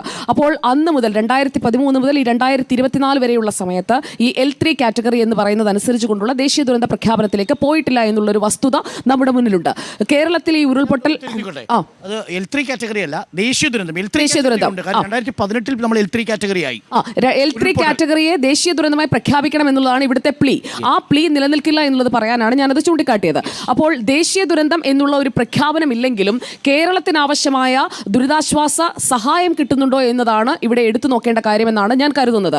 അതനുസരിച്ച് വയനാട്ടിലെ, അതായത് ചൂരൽമല, മുണ്ടക്കൈ, ചൂരൽമല മുതൽ ഈ അങ്ങേയറ്റത്തെ പുഞ്ചിരിമട്ടം വരെയുള്ള ഭാഗങ്ങളിൽ ഉണ്ടായിട്ടുള്ള നാശനഷ്ടങ്ങൾക്ക് അവിടെ ഉണ്ടായിരുന്ന മനുഷ്യർക്ക് അവരുടെ ജീവനും ജീവിതോപാധിയും നഷ്ടപ്പെട്ട മനുഷ്യരാണ്. അവരെ ഇത്രയും കാലമായിട്ടും കൃത്യമായി അവർക്ക് വാടക പോലും കൊടുക്കാൻ ഇത്രയധികം പിരിച്ച ഫണ്ട് കയ്യിലുണ്ടായിട്ടും സംസ്ഥാന സർക്കാരിന് കഴിയുന്നില്ല എന്നുള്ള ഒരു ഫാക്ട് നമ്മുടെ മുന്നിലുണ്ട്. വാടക കിട്ടുന്നില്ല എന്നുള്ളത് നമ്മുടെ പരിപാടിയിലടക്കം ആളുകൾ അവിടെ വന്ന് തേയിലത്തോട്ടത്തിലൊക്കെ പണ്ട് ജോലി ചെയ്തിരുന്ന അതേ തേയിലത്തോട്ടത്തിലേക്ക് പോയി വീണ്ടും ജോലിയെടുത്ത് വാടക കൊടുക്കേണ്ട അവസ്ഥയിലാണ് ഞങ്ങൾ എന്ന് അവിടെയുള്ള പാവ മനുഷ്യർ പറയുന്നത് നമ്മുടെ മുന്നിലുണ്ട്. മാത്രമല്ല, നമ്മൾ കണ്ട മറ്റൊരു കാഴ്ച എന്താണ്? മേപ്പാടി പഞ്ചായത്തിലെ ദുരിതബാധിതർക്ക് വിതരണം ചെയ്ത കിറ്റുകളിൽ നിന്ന് പുഴുവരിച്ച അരിയും അതുപോലെ തന്നെ മൈദയും റവയും ഒക്കെ കണ്ടെത്തിയ സാഹചര്യം. അത് EMS ഹാളിൽ സൂക്ഷിച്ചത് രാഷ്ട്രീയ ലാഭത്തിന് വേണ്ടിയാണോ? വയനാട് ഉപതെരഞ്ഞെടുപ്പ് ലക്ഷ്യമിട്ടാണോ അത്രയും കാലം അത് പൂഴ്ത്തിവെച്ചത്? സെപ്റ്റംബറിൽ കൊടുത്ത ആഹാര സാധനങ്ങൾ നവംബർ 3 വരെ എങ്ങനെയാണ് അവിടെ തുടർന്നത്? ആ പഴകിയ സാധനങ്ങൾ കൊടുത്തത്. അപ്പോൾ ഈ വിതരണത്തിലെ കെടുകാര്യസ്ഥതയും അങ്ങനെയുള്ള പലവിധ ചോദ്യങ്ങൾ സംസ്ഥാന സർക്കാരിന് നേരെ ഉയരുന്ന വേളയിൽ അത് മറയ്ക്കുന്നതിന് വേണ്ടിയാണ് ഇത് തെരഞ്ഞെടുപ്പ് വിഷയമാണ് എന്ന് പറഞ്ഞുകൊണ്ട് തിടുക്കത്തിൽ ഒരു ഹർത്താൽ തട്ടിക്കൂട്ടുന്നത്. ആ ഹർത്താൽ തട്ടിക്കൂട്ടുന്നതിന് മുൻപ് സംസ്ഥാന സർക്കാർ ചെയ്യേണ്ട കാര്യങ്ങൾ ചെയ്തിട്ടുണ്ടോ എന്ന് ചോദിച്ചു കഴിഞ്ഞാൽ ഇല്ല എന്നാണ് ഉത്തരം. കാരണം ഈ പിരിച്ച ഫണ്ട് എവിടെ? ദുരിതാശ്വാസ സഹായത്തിനായി റിപ്പോർട്ടർ TV അടക്കം ടൗൺഷിപ്പ് അടക്കമുള്ള പ്രോജക്റ്റുകൾ മുന്നോട്ട് വെച്ചതാണ്. അതിന്മേൽ പിന്നീട് തുടർ നടപടികൾ ഉണ്ടായോ? ഇതെല്ലാം ചർച്ചാ വിഷയമാകേണ്ടതാണ്. അവിടെ ഭൂമി കൊടുക്കാൻ, വീട് കൊടുക്കാൻ എത്ര സംസ്ഥാനങ്ങൾ തയ്യാറായതാണ്? കോൺഗ്രസ് ഭരിക്കുന്ന സംസ്ഥാനങ്ങളിലെ മുഖ്യമന്ത്രിമാർ പ്രഖ്യാപിച്ചില്ലേ? തമിഴ്നാട് പ്രഖ്യാപിച്ചില്ലേ? അതുപോലെ തന്നെ BJP ഭരിക്കുന്ന സംസ്ഥാനങ്ങൾ സഹായം പ്രഖ്യാപിച്ചില്ലേ? ഈ സഹായങ്ങൾ സ്വീകരിച്ചുകൊണ്ട് ആ ഫണ്ട് ഉപയോഗിച്ചുകൊണ്ടുള്ള നടപടികളിലേക്ക് കടക്കാതെ കേന്ദ്രം തരുന്നില്ല എന്ന് പറഞ്ഞുകൊണ്ട് അതിലേക്ക് മാത്രം ഫോക്കസ് ചെയ്യുന്നതിലും തെറ്റുണ്ട്. അതും പാലക്കാട്ട് ചർച്ചയാകുമെന്നതാണ് എൻ്റെ അഭിപ്രായം. ഏറ്റവും പ്രധാനപ്പെട്ട കാര്യം, കേന്ദ്രം കേരളത്തോട് കാണിക്കുന്ന അവഗണന തുറന്നു തന്നെ നമ്മൾ സംസാരിക്കേണ്ടതുണ്ട്. കേന്ദ്രത്തിൽ നിത്യാനന്ദ റായ് കൊടുത്ത മറുപടി 394 കോടി രൂപ കേരളത്തിൻ്റെ കയ്യിലുണ്ടെന്നുള്ളതാണ്. അത് കേന്ദ്രം കേരളത്തിന് നിന്ന് ഔദാര്യമല്ല എന്നതാണ് ആദ്യത്തെ കാര്യം. അത് കേരളത്തിന് മാത്രം കൊടുത്ത പണവുമല്ല. അത് ഇന്ത്യയിലുള്ള എല്ലാ സംസ്ഥാനങ്ങൾക്കും നാഷണൽ ഡിസാസ്റ്റർ റിലീഫ് ഫണ്ടിൽ നിന്ന് സ്റ്റേറ്റ് ഡിസാസ്റ്റർ റിലീഫ് ഫണ്ടിലേക്ക് കൊടുക്കുന്ന തുകയാണ്. അത് കേരളത്തിന് അവകാശപ്പെട്ടതാണ്. അത് വയനാട്, ചൂരൽമല, മുണ്ടക്കൈക്ക് മാത്രമേ ഉപയോഗിക്കാൻ കഴിയില്ല. നാളെ ഒരു മഴയുണ്ടായി അല്ലെങ്കിൽ നാളെ ഒരു വരൾച്ചയുണ്ടായാൽ ഈ പാലക്കാട്ട് കൊടുക്കേണ്ട പണമാണ്. നാളെ ആലപ്പുഴയിൽ ഒരു പ്രളയമുണ്ടായാൽ, നാളെ കുട്ടനാട്ടിലൊരു പ്രളയമുണ്ടായാൽ അവിടെ കൊടുക്കേണ്ട പണമാണ്. അത് മുഴുവൻ എടുത്ത് ചൂരൽമല, മുണ്ടക്കൈ ദുരന്തബാധിതർക്ക് കൊടുക്കാൻ കഴിയില്ല. നമ്പർ 1.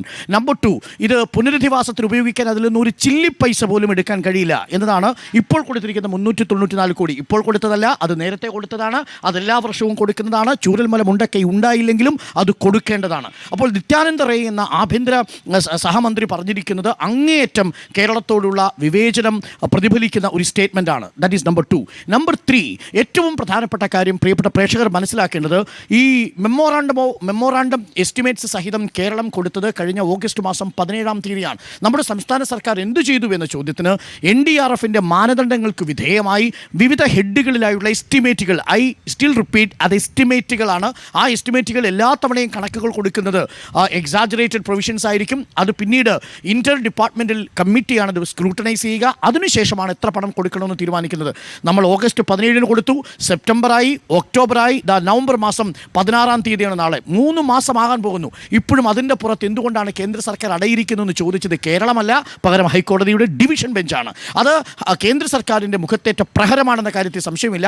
2 ആഴ്ചക്കുള്ളിൽ കൊടുക്കാൻ ഒരു അൾട്ടിമേറ്റം കൂടി കൊടുത്തിരിക്കുന്നു എന്നുള്ളതാണ്. യഥാർത്ഥത്തിലുള്ള പ്രശ്നം എന്തെന്ന് വെച്ചാൽ, ഈ പറയുന്ന കേരളത്തിലെ മുഖ്യമന്ത്രിയുടെ ദുരിതാശ്വാസ നിധിയിലേക്ക് പിരിച്ച പണം കൊണ്ട് മാത്രം ദുരിതാശ്വാസ പ്രവർത്തനങ്ങളോ പുനരധിവാസമോ പാക്കേജോ നടപ്പിലാക്കാൻ കഴിയില്ല. അതിന് 1202 കോടി രൂപയുടെ പ്രോജക്റ്റാണ് കേരളം ആവശ്യപ്പെട്ടിരിക്കുന്നത്. നിലവിൽ ഒരു 900 കോടിയെങ്കിലും കിട്ടാതെ ആ മനുഷ്യരുടെ കണ്ണീരൊപ്പാൻ കഴിയില്ല. അതൊരു വസ്തുതയാണ്. That's A fact. അതിനെ നമുക്ക് ഒരു കാരണവശാലും മറികടക്കാനും കഴിയില്ല. ഇതായിരിക്കെ ചോദ്യം ഇതാണ്, ഇത് പാലക്കാട് ചർച്ചയാവുമോ എന്നുള്ളതാണ് പ്രധാനപ്പെട്ട ചോദ്യം. ആൻഡ്രോയ്ക്ക് എന്ത് തോന്നുന്നു? അല്ല, കേന്ദ്രം ഇങ്ങനെ ചെയ്യുന്നതിനെ കുറിച്ചിട്ടൊന്നും ഞാൻ വളരെ വിഷമമുണ്ട്. കാരണം വയനാട്ടുകാരുടെ അവസ്ഥ ഒന്ന് ആലോചിച്ച് നോക്കിക്കുന്നത്, ഇത്രയും വലിയൊരു ദുരന്തം ഉണ്ടായിട്ട് ഇവർ, ഞാൻ ഒരു ദുരന്തം L3 കാറ്റഗറിയിലോ അല്ലെങ്കിൽ ദേശീയ ദുരന്തമായി പ്രഖ്യാപിച്ചില്ലെങ്കിലും പണം കൊടുക്കുന്നതിന് എന്താ പ്രശ്നം? പണം കൊടുത്തുകൂടെ? പണം കൊടുത്താൽ ഈ പകുതി പ്രശ്നങ്ങൾ ഉണ്ടാവില്ല എന്നുള്ളതാണ്. പക്ഷേ വയനാട്ടിൽ സ്റ്റേറ്റും സെൻട്രലും ചെയ്യുന്ന കാര്യങ്ങൾ അത്ര നല്ലതായിട്ട് എനിക്ക് തോന്നുന്നു. കാരണം വയനാട്ടുകാരെ സംബന്ധിച്ചിടത്തോളം അവർക്കറിയാം എന്തൊക്കെ കിട്ടിയിട്ടില്ല എന്നുള്ളത്. അവിടെ കാര്യമായിട്ട് ഒന്നും കിട്ടിയിട്ടില്ല. ഈ ദുരിതം ബാധിച്ച ആൾക്കാർക്കൊന്നും കാര്യമായിട്ടൊന്നും കിട്ടിയിട്ടില്ല എന്നുള്ളതാണ്. അപ്പം അവരെ സംബന്ധിച്ചിടത്തോളം എന്താ, അവരെ വീട് പോയി, മക്കൾ പോയി, അവർ കുടുംബാംഗങ്ങൾ മുഴുവൻ പോയി. അവിടെ എത്രയാണ് നമ്മൾ ഇന്ന് വോട്ട് ചെയ്യാൻ നോക്കിയപ്പോൾ 80 വോട്ടുകളാണ് ആ സ്ഥലത്ത് ആകെയുള്ളത്. ബാക്കി ആൾക്കാർ മുഴുവൻ മരിച്ചുപോയി. അപ്പോൾ അവിടെ അത്രയും വലിയൊരു ദുരന്തം നടന്ന സ്ഥലത്ത് ഇങ്ങനെയുള്ള സർക്കാരുകൾ അടിയന്തര ധനസഹായം കൊടുത്ത് ചെയ്തിട്ടില്ലെങ്കിൽ പിന്നെ എന്താണ് ചെയ്യാൻ പറ്റും? ഇതുവരെ ഞാൻ വിശ്വസിക്കുന്ന അങ്ങനെയാണ്, കേന്ദ്രം കേരളത്തിന് ഒരു പണം പോലും കൊടുത്തിട്ടില്ല. കൊടുത്തത് എന്തിനു വേണ്ടിയിട്ടാണ്? ഈ പിന്നെ സാധാരണ എല്ലാ വർഷവും കൊടുക്കുന്ന, എല്ലാ മാസവും കൊടുക്കുന്ന പണം മാത്രമേ കൊടുത്തിട്ടുള്ളൂ. അപ്പോൾ അതിനപ്പുറത്തേക്ക് കേന്ദ്രം എന്തെങ്കിലും ഒരു പണം കൊടുത്തതിന് ശേഷം എൽ കാറ്റഗറി പെടുത്താൻ പറ്റില്ല, അല്ലെങ്കിൽ ഈ പറഞ്ഞ ദേശീയ ദുരന്താക്കാൻ പറ്റില്ല എന്നൊക്കെ പറഞ്ഞാൽ അതിലൊരു ഔചിത്യമുണ്ട്. പക്ഷേ ഇതിനകത്ത് ഒരൗചിത്യം ഇല്ല എന്നുള്ളത് മാത്രമല്ല, കേന്ദ്രം ഈ ഞാൻ പറയുന്നത് നരേന്ദ്രമോദി വയനാട് വന്നില്ലേ, അവിടുത്തെ സംവിധാനങ്ങൾ മുഴുവൻ കണ്ടില്ലേ, എന്തൊക്കെ ദുരിതങ്ങളാണ് അവർ അനുഭവിച്ചെന്ന് മനസ്സിലായല്ലോ. അതിനുശേഷം കലക്ട്രേറ്റിൽ വന്ന് യോഗം ചേർന്നില്ലേ, ആ യോഗത്തിനെങ്കിലും പ്രോപ്പറായിട്ടുള്ള ഒരു മറുപടി എന്നുള്ള നിലയ്ക്ക് ചെന്നിട്ട് ഒരു എമൗണ്ട് ഇത് ഈ ദുരന്തത്തിന് വേണ്ടിയിട്ടുള്ളതാണെന്ന് പറഞ്ഞു കൊടുക്കേണ്ട ഒരു ബാധ്യസ്ഥ ഇന്ത്യയുടെ പ്രധാനമന്ത്രി എന്ന നിലയ്ക്ക് നരേന്ദ്രമോദിക്ക് ഉണ്ടെന്നാണ് ഞാൻ വിശ്വസിക്കുന്നത്. അപ്പോൾ അങ്ങനെയുള്ളൊരു നിലയ്ക്ക് കേന്ദ്രം ഒന്നും ചെയ്തിട്ടില്ല എന്നാണ് ഞാൻ വിശ്വസിക്കുന്നത്. പക്ഷേ ഒരു കാര്യം ശരിയാണ്, എന്താണ്, കേരളത്തിലെ ഈ പറഞ്ഞ ആയിരക്കണക്കിന് ചാക്ക് അരി കെട്ടിക്കിടക്കാന്ന് പറഞ്ഞാൽ ചില്ലറ കാര്യമാണോന്ന് ജനങ്ങൾക്ക് കൊടുക്കാൻ വേണ്ടിയിട്ടല്ലേ? ഒരു പുഴു കണ്ടാൽ പോരെ, ഒരെണ്ണം എന്തിനാണ് കാണുന്നത്? അങ്ങനെ ചാക്ക് കിടക്കാൻ പാടുമോ? ഒരു ഗോഡൗണിൽ ആയിരക്കണക്കിന് ചാക്ക് അരി കെട്ടിക്കിടക്കുകയാണ്, ജനങ്ങൾക്ക് എടുത്ത് കൊടുത്തൂടെ? അവിടെയുള്ള ആർക്ക് കൊടുത്താലും പ്രശ്നമില്ല. ഞാൻ ആ ഏരിയ മുഴുവൻ തോട്ടം തൊഴിലാളികളും പാവപ്പെട്ടവരുമാണ്. അവിടെ ഒരെണ്ണം കൂടിപ്പോയാലും കുറഞ്ഞു പോയാലും ഒന്നും സംഭവിക്കാനില്ല. പക്ഷേ എത്ര രൂപയുടെ സാധനമാണ് നഷ്ടപ്പെട്ടു പോകുന്നത്? അവിടെ മാസങ്ങളായതും വർഷങ്ങളായ സാധനങ്ങൾ വന്ന് കിടക്കുകയാണ്. അത് മാത്രമാണോ? ഈ പഴയ തുണികളും ഇതെല്ലാം അവിടെ എന്ത് സംഭവിച്ചെന്ന് പറഞ്ഞാൽ കലക്ടറുടെ നേതൃത്വത്തിലും എ ഡി എമ്മിൻ്റെ നേതൃത്വത്തിലും കുറേ റവന്യൂ ഉദ്യോഗസ്ഥന്മാരുടെ നേതൃത്വത്തിലും മുഴുവൻ വന്ന വാഹനങ്ങൾ വന്ന സാധനം മുഴുവൻ ഗോഡൗണിൽ വാങ്ങിച്ചു. എന്നിട്ട് അത് പ്രോപ്പറായിട്ട് കൊടുക്കാൻ ഇതുവരെ കഴിഞ്ഞില്ല. ഞാൻ ഉദാഹരണം പറയാം. നമ്മുടെ ഈ മറ്റേ ഫർണിച്ചർ അസോസിയേഷൻ നമുക്ക് ഫർണിച്ചർ തന്നില്ലേ, അതിനുശേഷം അവർ 500 വീടുകൾക്കുള്ള ഫർണിച്ചറാണെന്ന് എനിക്ക് തോന്നുന്നു കൊടുക്കാമെന്ന് പറഞ്ഞത്. അതിൻ്റെ അകത്ത് 150-200 വീടുകൾ വാടക വീട്ടിലേക്ക് കൊടുത്തു. ബാക്കിയുള്ള ഫർണിച്ചർ അവരുണ്ടാക്കി വെച്ചിരിക്കുകയാണ്. അത് എവിടെ കൊടുക്കണമെന്ന് പോലും അവർക്കറിയില്ല, ആരും ചോദിക്കുന്നില്ല. കാരണം അവർ അന്നത്തെ ഈ ദുരന്തം കണ്ടിട്ട് കേരളത്തിലെ എല്ലാ ഫർണിച്ചർ കടകളിലും പറഞ്ഞിട്ട് ഒരു ഫർണിച്ചർ തരണം, 2 ഫർണിച്ചർ തരണം എന്ന് പറഞ്ഞിട്ടാണ് ഇത് മുഴുവൻ കളക്ട് ചെയ്തിട്ടുണ്ടാവുക. ആ സാധനം മേടിച്ച് റെഗുലറായിട്ടൊന്ന് കൊടുക്കാൻ പോലും ഈ പറഞ്ഞ റവന്യൂ ഉദ്യോഗസ്ഥന്മാർ, കാരണം ഒരു പ്രോപ്പറായ പ്ലാനിങ് അവിടെ ഇല്ല എന്നുള്ള കാര്യത്തിന് ഒരു ഡൗട്ടും വേണ്ട. അങ്ങനെ ഉണ്ടായിരുന്നെങ്കിൽ ഈ പറഞ്ഞ ഒരു ദുരന്തം അവിടെ സംഭവിക്കില്ല. ഈ പറഞ്ഞ പോലെ അരിയിൽ പുഴു വരിക, പിന്നെ എന്താണ് ഉപ്പുമാവ് കഴിക്കാൻ, റവ കഴിക്കാൻ പറ്റത്തില്ല, ചെറിയ പിള്ളേർ ഹോസ്പിറ്റലിൽ അഡ്മിറ്റ് ആവുക. കാരണം അവരുടെ നിവൃത്തികേടാണ്. അത് കേന്ദ്രവും കേരളവും കണ്ടിട്ടില്ല എന്ന് പറഞ്ഞിട്ടുണ്ടെങ്കിൽ വളരെ എന്താ പറയുക, കൊടുത്തിട്ടില്ല. പല മിക്സികൾ പോലും അവിടെ നമ്മൾ കണ്ടുകൊണ്ടിരുന്നല്ല, നമ്മൾ 20-25 ദിവസം അവിടെ ഉണ്ടായിരുന്നല്ലേ, എത്രയെങ്ങാനും സാധനങ്ങളാണ് വന്നത്. ഇത് ഓരോ ഗോഡൗണിലേക്ക് ഒരു പേപ്പർ എഴുതി കൊടുത്തിട്ട് വാങ്ങി ഗോഡൗണിൽ തള്ളി എന്നുള്ളതല്ലാതെ സത്യം പറഞ്ഞാൽ ഇവരവിടെ ഇല്ലായിരുന്നെങ്കിലുണ്ടല്ലോ, ഈ ഒരു ടീം അവിടെ ഇല്ലായിരുന്നെങ്കിൽ അത് കറക്റ്റായിട്ട് എല്ലാ ആൾക്കാരും വീട്ടിലെത്തിയിട്ടുണ്ടാവും. ആർക്കെങ്കിലും കൊടുത്തിട്ട് പോകും, ആർക്കെങ്കിലും ഉപകാരപ്പെടും. ഇത് 85% ഉപകാരപ്പെട്ടില്ല എന്നുള്ളത് മാത്രമല്ല, ഒരാളെ വിളിച്ചിട്ട് ഈ കാര്യങ്ങൾ ചർച്ച ചെയ്തിട്ടില്ല. അതിന് ശേഷം ദുരന്തത്തിന് ശേഷം ആർക്ക് എന്തൊക്കെ കൊടുക്കും എന്നുള്ളത് ഈ മുഖ്യമന്ത്രി ദുരിതാശ്വാസ നിധിയിലേക്ക് ഫണ്ട് അടച്ചോളാൻ പറയുന്നതിനൊക്കെ അപ്പുറം ബാക്കിയുള്ള സാധനങ്ങൾ എങ്ങനെ കൈകാര്യം ചെയ്യണമെന്ന് ഇപ്പോൾ ജനങ്ങൾക്ക് അറിയില്ല. ഈ കമ്പനി ഉണ്ടാക്കും, ഇത് കഴിഞ്ഞ് വീട് പണിയും എന്നൊക്കെ ശരിയാണ്. പക്ഷേ അതിന് കാലതാമസം കഴിഞ്ഞാൽ അതിനോടുള്ള ഇൻട്രസ്റ്റ് ജനങ്ങളുടെ പോകും. കാരണം ദുരന്തം ഉണ്ടാകുമ്പോഴാണ് ആ ഫീല് ചർച്ചകൾ വരുമ്പോഴും ഈ കുട്ടികളുടെ കരച്ചിലും ഈ പറയുന്ന ദുരന്തത്തിൻ്റെ ഫീല് മനസ്സിലുണ്ട്. ആ സമയത്ത് ജനങ്ങൾ കൊടുക്കുന്ന ഒരു ഉദാരമായ കാര്യം ഒരു വർഷം കഴിഞ്ഞിട്ട് കൊടുക്കാൻ പറ്റില്ല. അപ്പോൾ അവരുടെ മുന്നിൽ വേറെ കുറേ കാര്യങ്ങൾ വന്നിട്ടുണ്ടാവും. അന്നേരത്തെ അവരുടെ ഫിനാൻഷ്യൽ സ്റ്റേബിലിറ്റി അല്ല ഒരു വർഷം കഴിഞ്ഞിട്ടുണ്ടാവുക. ഇതൊന്നും മനസ്സിലാക്കി കേന്ദ്രവും കേരളവും പെരുമാറിയിട്ടില്ലെങ്കിൽ ഇത് ഇനി അങ്ങോട്ട് ഇപ്പം എത്ര എനിക്ക് തോന്നുന്നു 4 മാസമാകുമ്പോൾ അല്ലേ, 4 മാസമായി 2 വീക്സിനുള്ളിൽ കേന്ദ്രം ഫണ്ടിന്റെ കാര്യം അറിയിക്കണമെന്ന് പറഞ്ഞിട്ടുണ്ട്. പക്ഷേ സ്റ്റേറ്റിന്റെ ഭാഗത്തു നിന്ന് ചെയ്യേണ്ട കാര്യങ്ങൾ ചെയ്യുകയുണ്ട്. കേന്ദ്രത്തിന്റെ അലംഭാവത്തെ ഞാൻ പൂർണ്ണമായും അതിനെ കുറ്റം പറയുന്നതിനൊപ്പം തന്നെ ഞാൻ നിൽക്കും. പക്ഷേ ഇവിടെ സ്റ്റേറ്റിന്റെ ഭാഗത്തു നിന്നുള്ള അലംഭാവം നമ്മൾ കാണാതിരുന്നുകൂടാ. സ്റ്റേറ്റിന്റെ ഭാഗത്തു നിന്ന് നിഷ്ക്രിയത്വമുണ്ട്. ആ നിഷ്ക്രിയത്വമാണ് സോയ ചങ്ക്സ് കഴിച്ച കുഞ്ഞുങ്ങൾ ആശുപത്രിയിൽ പോയി കിടന്നത്. അത് മുനിസിപ്പൽ അവിടെ ഭരിക്കുന്നത് പഞ്ചായത്ത്, മേപ്പാടി പഞ്ചായത്താണ് വിതരണം ചെയ്യുന്നത്. സെപ്റ്റംബർ 9 കൊടുത്ത കിറ്റാണ്, ആ കിറ്റിലുള്ളതാണ് ഈ സോയ ചങ്ക്സ്. അത് വിതരണം ചെയ്തിരിക്കുന്ന ഒക്ടോബറിലാണ്. വിതരണം കളക്ടറും അല്ലെങ്കിൽ പിന്നെ ഗവൺമെന്റ് ഉദ്യോഗസ്ഥന്മാരും ഈ ജനപ്രതിനിധികളും ഈ പറഞ്ഞ കോർഡിനേഷൻ വേണ്ടേ. പക്ഷേ അപ്പോഴും മറ്റൊരു ഒരു പ്രശ്നമുണ്ട്. കൽപ്പറ്റ മുനിസിപ്പാലിറ്റി ഭരിക്കുന്നത് UDF ആണ്, അവിടെ ഈ പ്രശ്നമില്ല. അതിനുശേഷം എനിക്കൊന്നു അതിന് തൊട്ടപ്പുറത്തുള്ളൊരു പഞ്ചായത്ത്, ഊപ്പനാട് പഞ്ചായത്ത്, ഈ ഒരു പ്രശ്നമില്ല. മുട്ടിൽ പഞ്ചായത്ത് ഈ പ്രശ്നമില്ല. അവിടെയൊന്നും ദുരന്തം നടന്നിട്ടില്ല. ഈ ദുരന്തം ഇപ്പൊ എന്താ സംഭവിച്ചത്? നടന്ന സ്ഥലത്ത് കോർഡിനേഷൻ കുറവാണ്. അല്ല, ഞാൻ പറഞ്ഞു അവിടുത്തെ ഇപ്പോൾ ഒരു 25 വാർഡ് ഉണ്ട് നോക്കുക, അല്ലെങ്കിൽ 20 വാർഡ് നോക്കുക, 20 വാർഡ് മെമ്പർമാരെയും വിളിച്ച് ഈ കളക്ടറും ADM കുറച്ച് സർക്കാർ ഉദ്യോഗസ്ഥരും വഴി ഒരു യോഗം തുടക്കം മുതൽ തന്നെ ഈ പഞ്ചായത്ത് മെമ്പർമാരെ പല പരിപാടികളിലും ഉൾപ്പെടുത്തിയിരുന്നില്ല എന്നത് വാസ്തവമാണ്. നമ്മൾ സത്യം പറയുമ്പോൾ എല്ലാം തന്നെ തുറന്നു പറയണമല്ലോ. അത് പഞ്ചായത്ത് മെമ്പർമാർ തന്നെ തുറന്നു പറഞ്ഞിരുന്നതാണ്. പിന്നീട് രണ്ടാം ഘട്ടത്തിലാണ് അവരെ ഉൾപ്പെടുത്തിയിരുന്നത്. എനിക്ക് റോഷിയതി ഈ മണ്ഡലത്തിൽ ചർച്ചയാവുമോ പാലക്കാട്? കാരണം ഈ ഭക്ഷ്യധാന്യങ്ങൾ പുഴുവരിച്ച വിഷയം അത് ചർച്ചയായി പാലക്കാട്. അത് പ്രചാരണത്തിലൊക്കെ ഉപയോഗിക്കുന്നുണ്ട് UDF ആകട്ടെ BJP. അപ്പോൾ അതിനിടയിലാണ് ഇങ്ങനെ ഒരു വിഷയം ലഭിക്കുന്നത്. സ്വാഭാവികമായും കേന്ദ്രം തുടർച്ചയായി സംസ്ഥാനത്തെ അവഗണിക്കുന്നു എന്ന ആരോപണം CPM LDF ഉയർത്തുന്നുണ്ട്. അത് അതിൻ്റെ ഭാഗമായിട്ടാണ്, അതിൻ്റെ തുടർച്ചയായാണ് ഇത്തരമൊരു അവഗണന ഉണ്ടായിരിക്കുന്നത് എന്ന രീതിയിൽ ചിത്രീകരിക്കാനാണ്.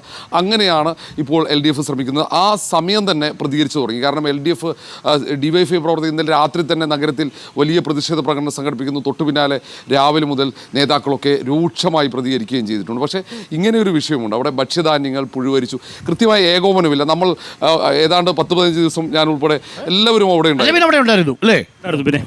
കൂടുതൽ ദിവസം എല്ലാം പിന്നെ ഉണ്ടായിരുന്നു.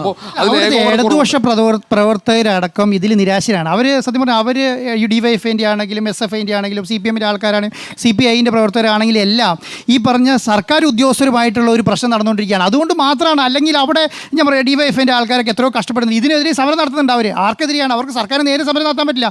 ഉദ്യോഗസ്ഥർ പറയാൻ മാത്രമേ പറ്റുള്ളൂ. അവർ ആ പറയുന്ന ഉദ്യോഗസ്ഥ വൃന്ദത്തിന് മേലെ പെട്ടെടുക്കുക എന്നുള്ളതാണ് ഞാൻ വിശ്വസിക്കുന്നത്. അരുൺ, തീർച്ചയായും ഇത് പാലക്കാട് ചർച്ചയാവും.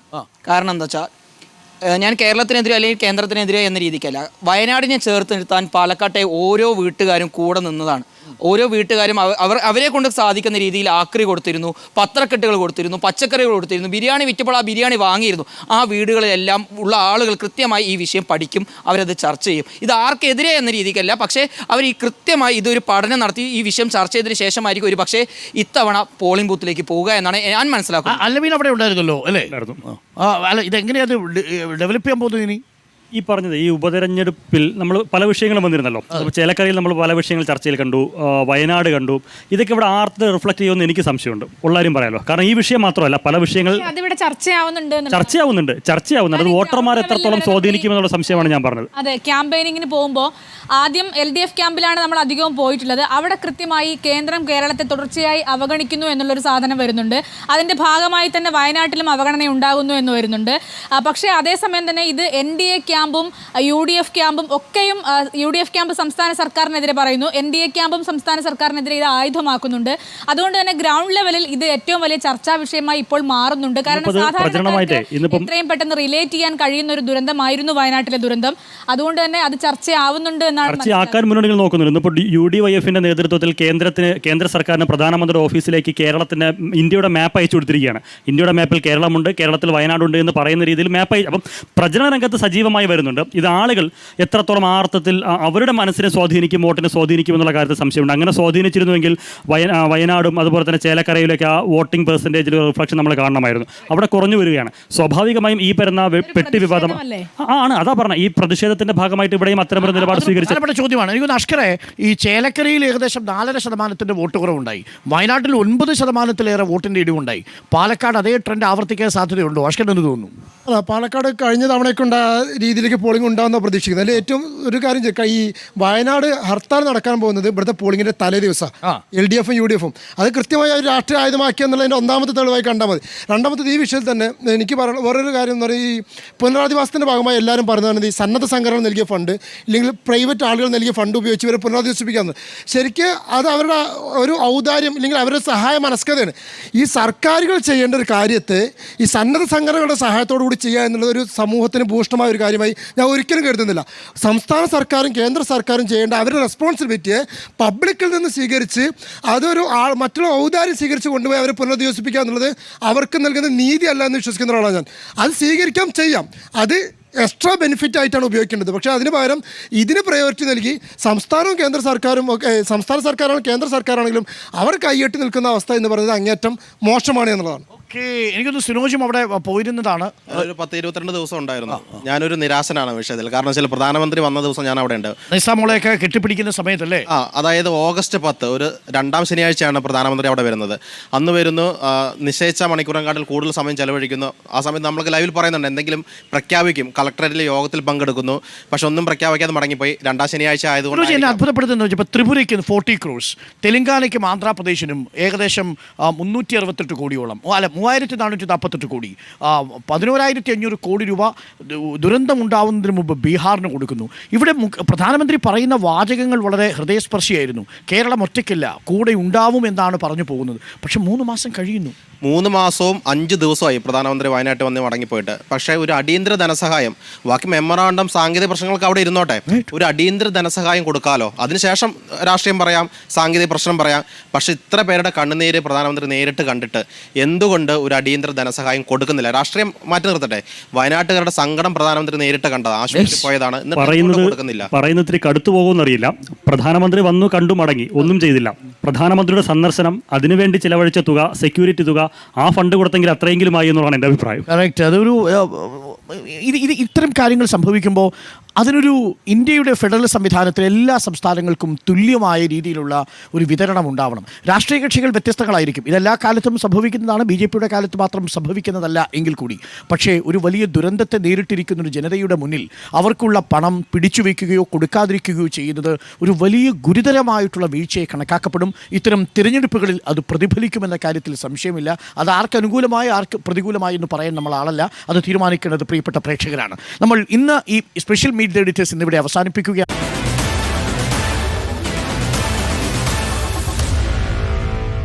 Meet the editors.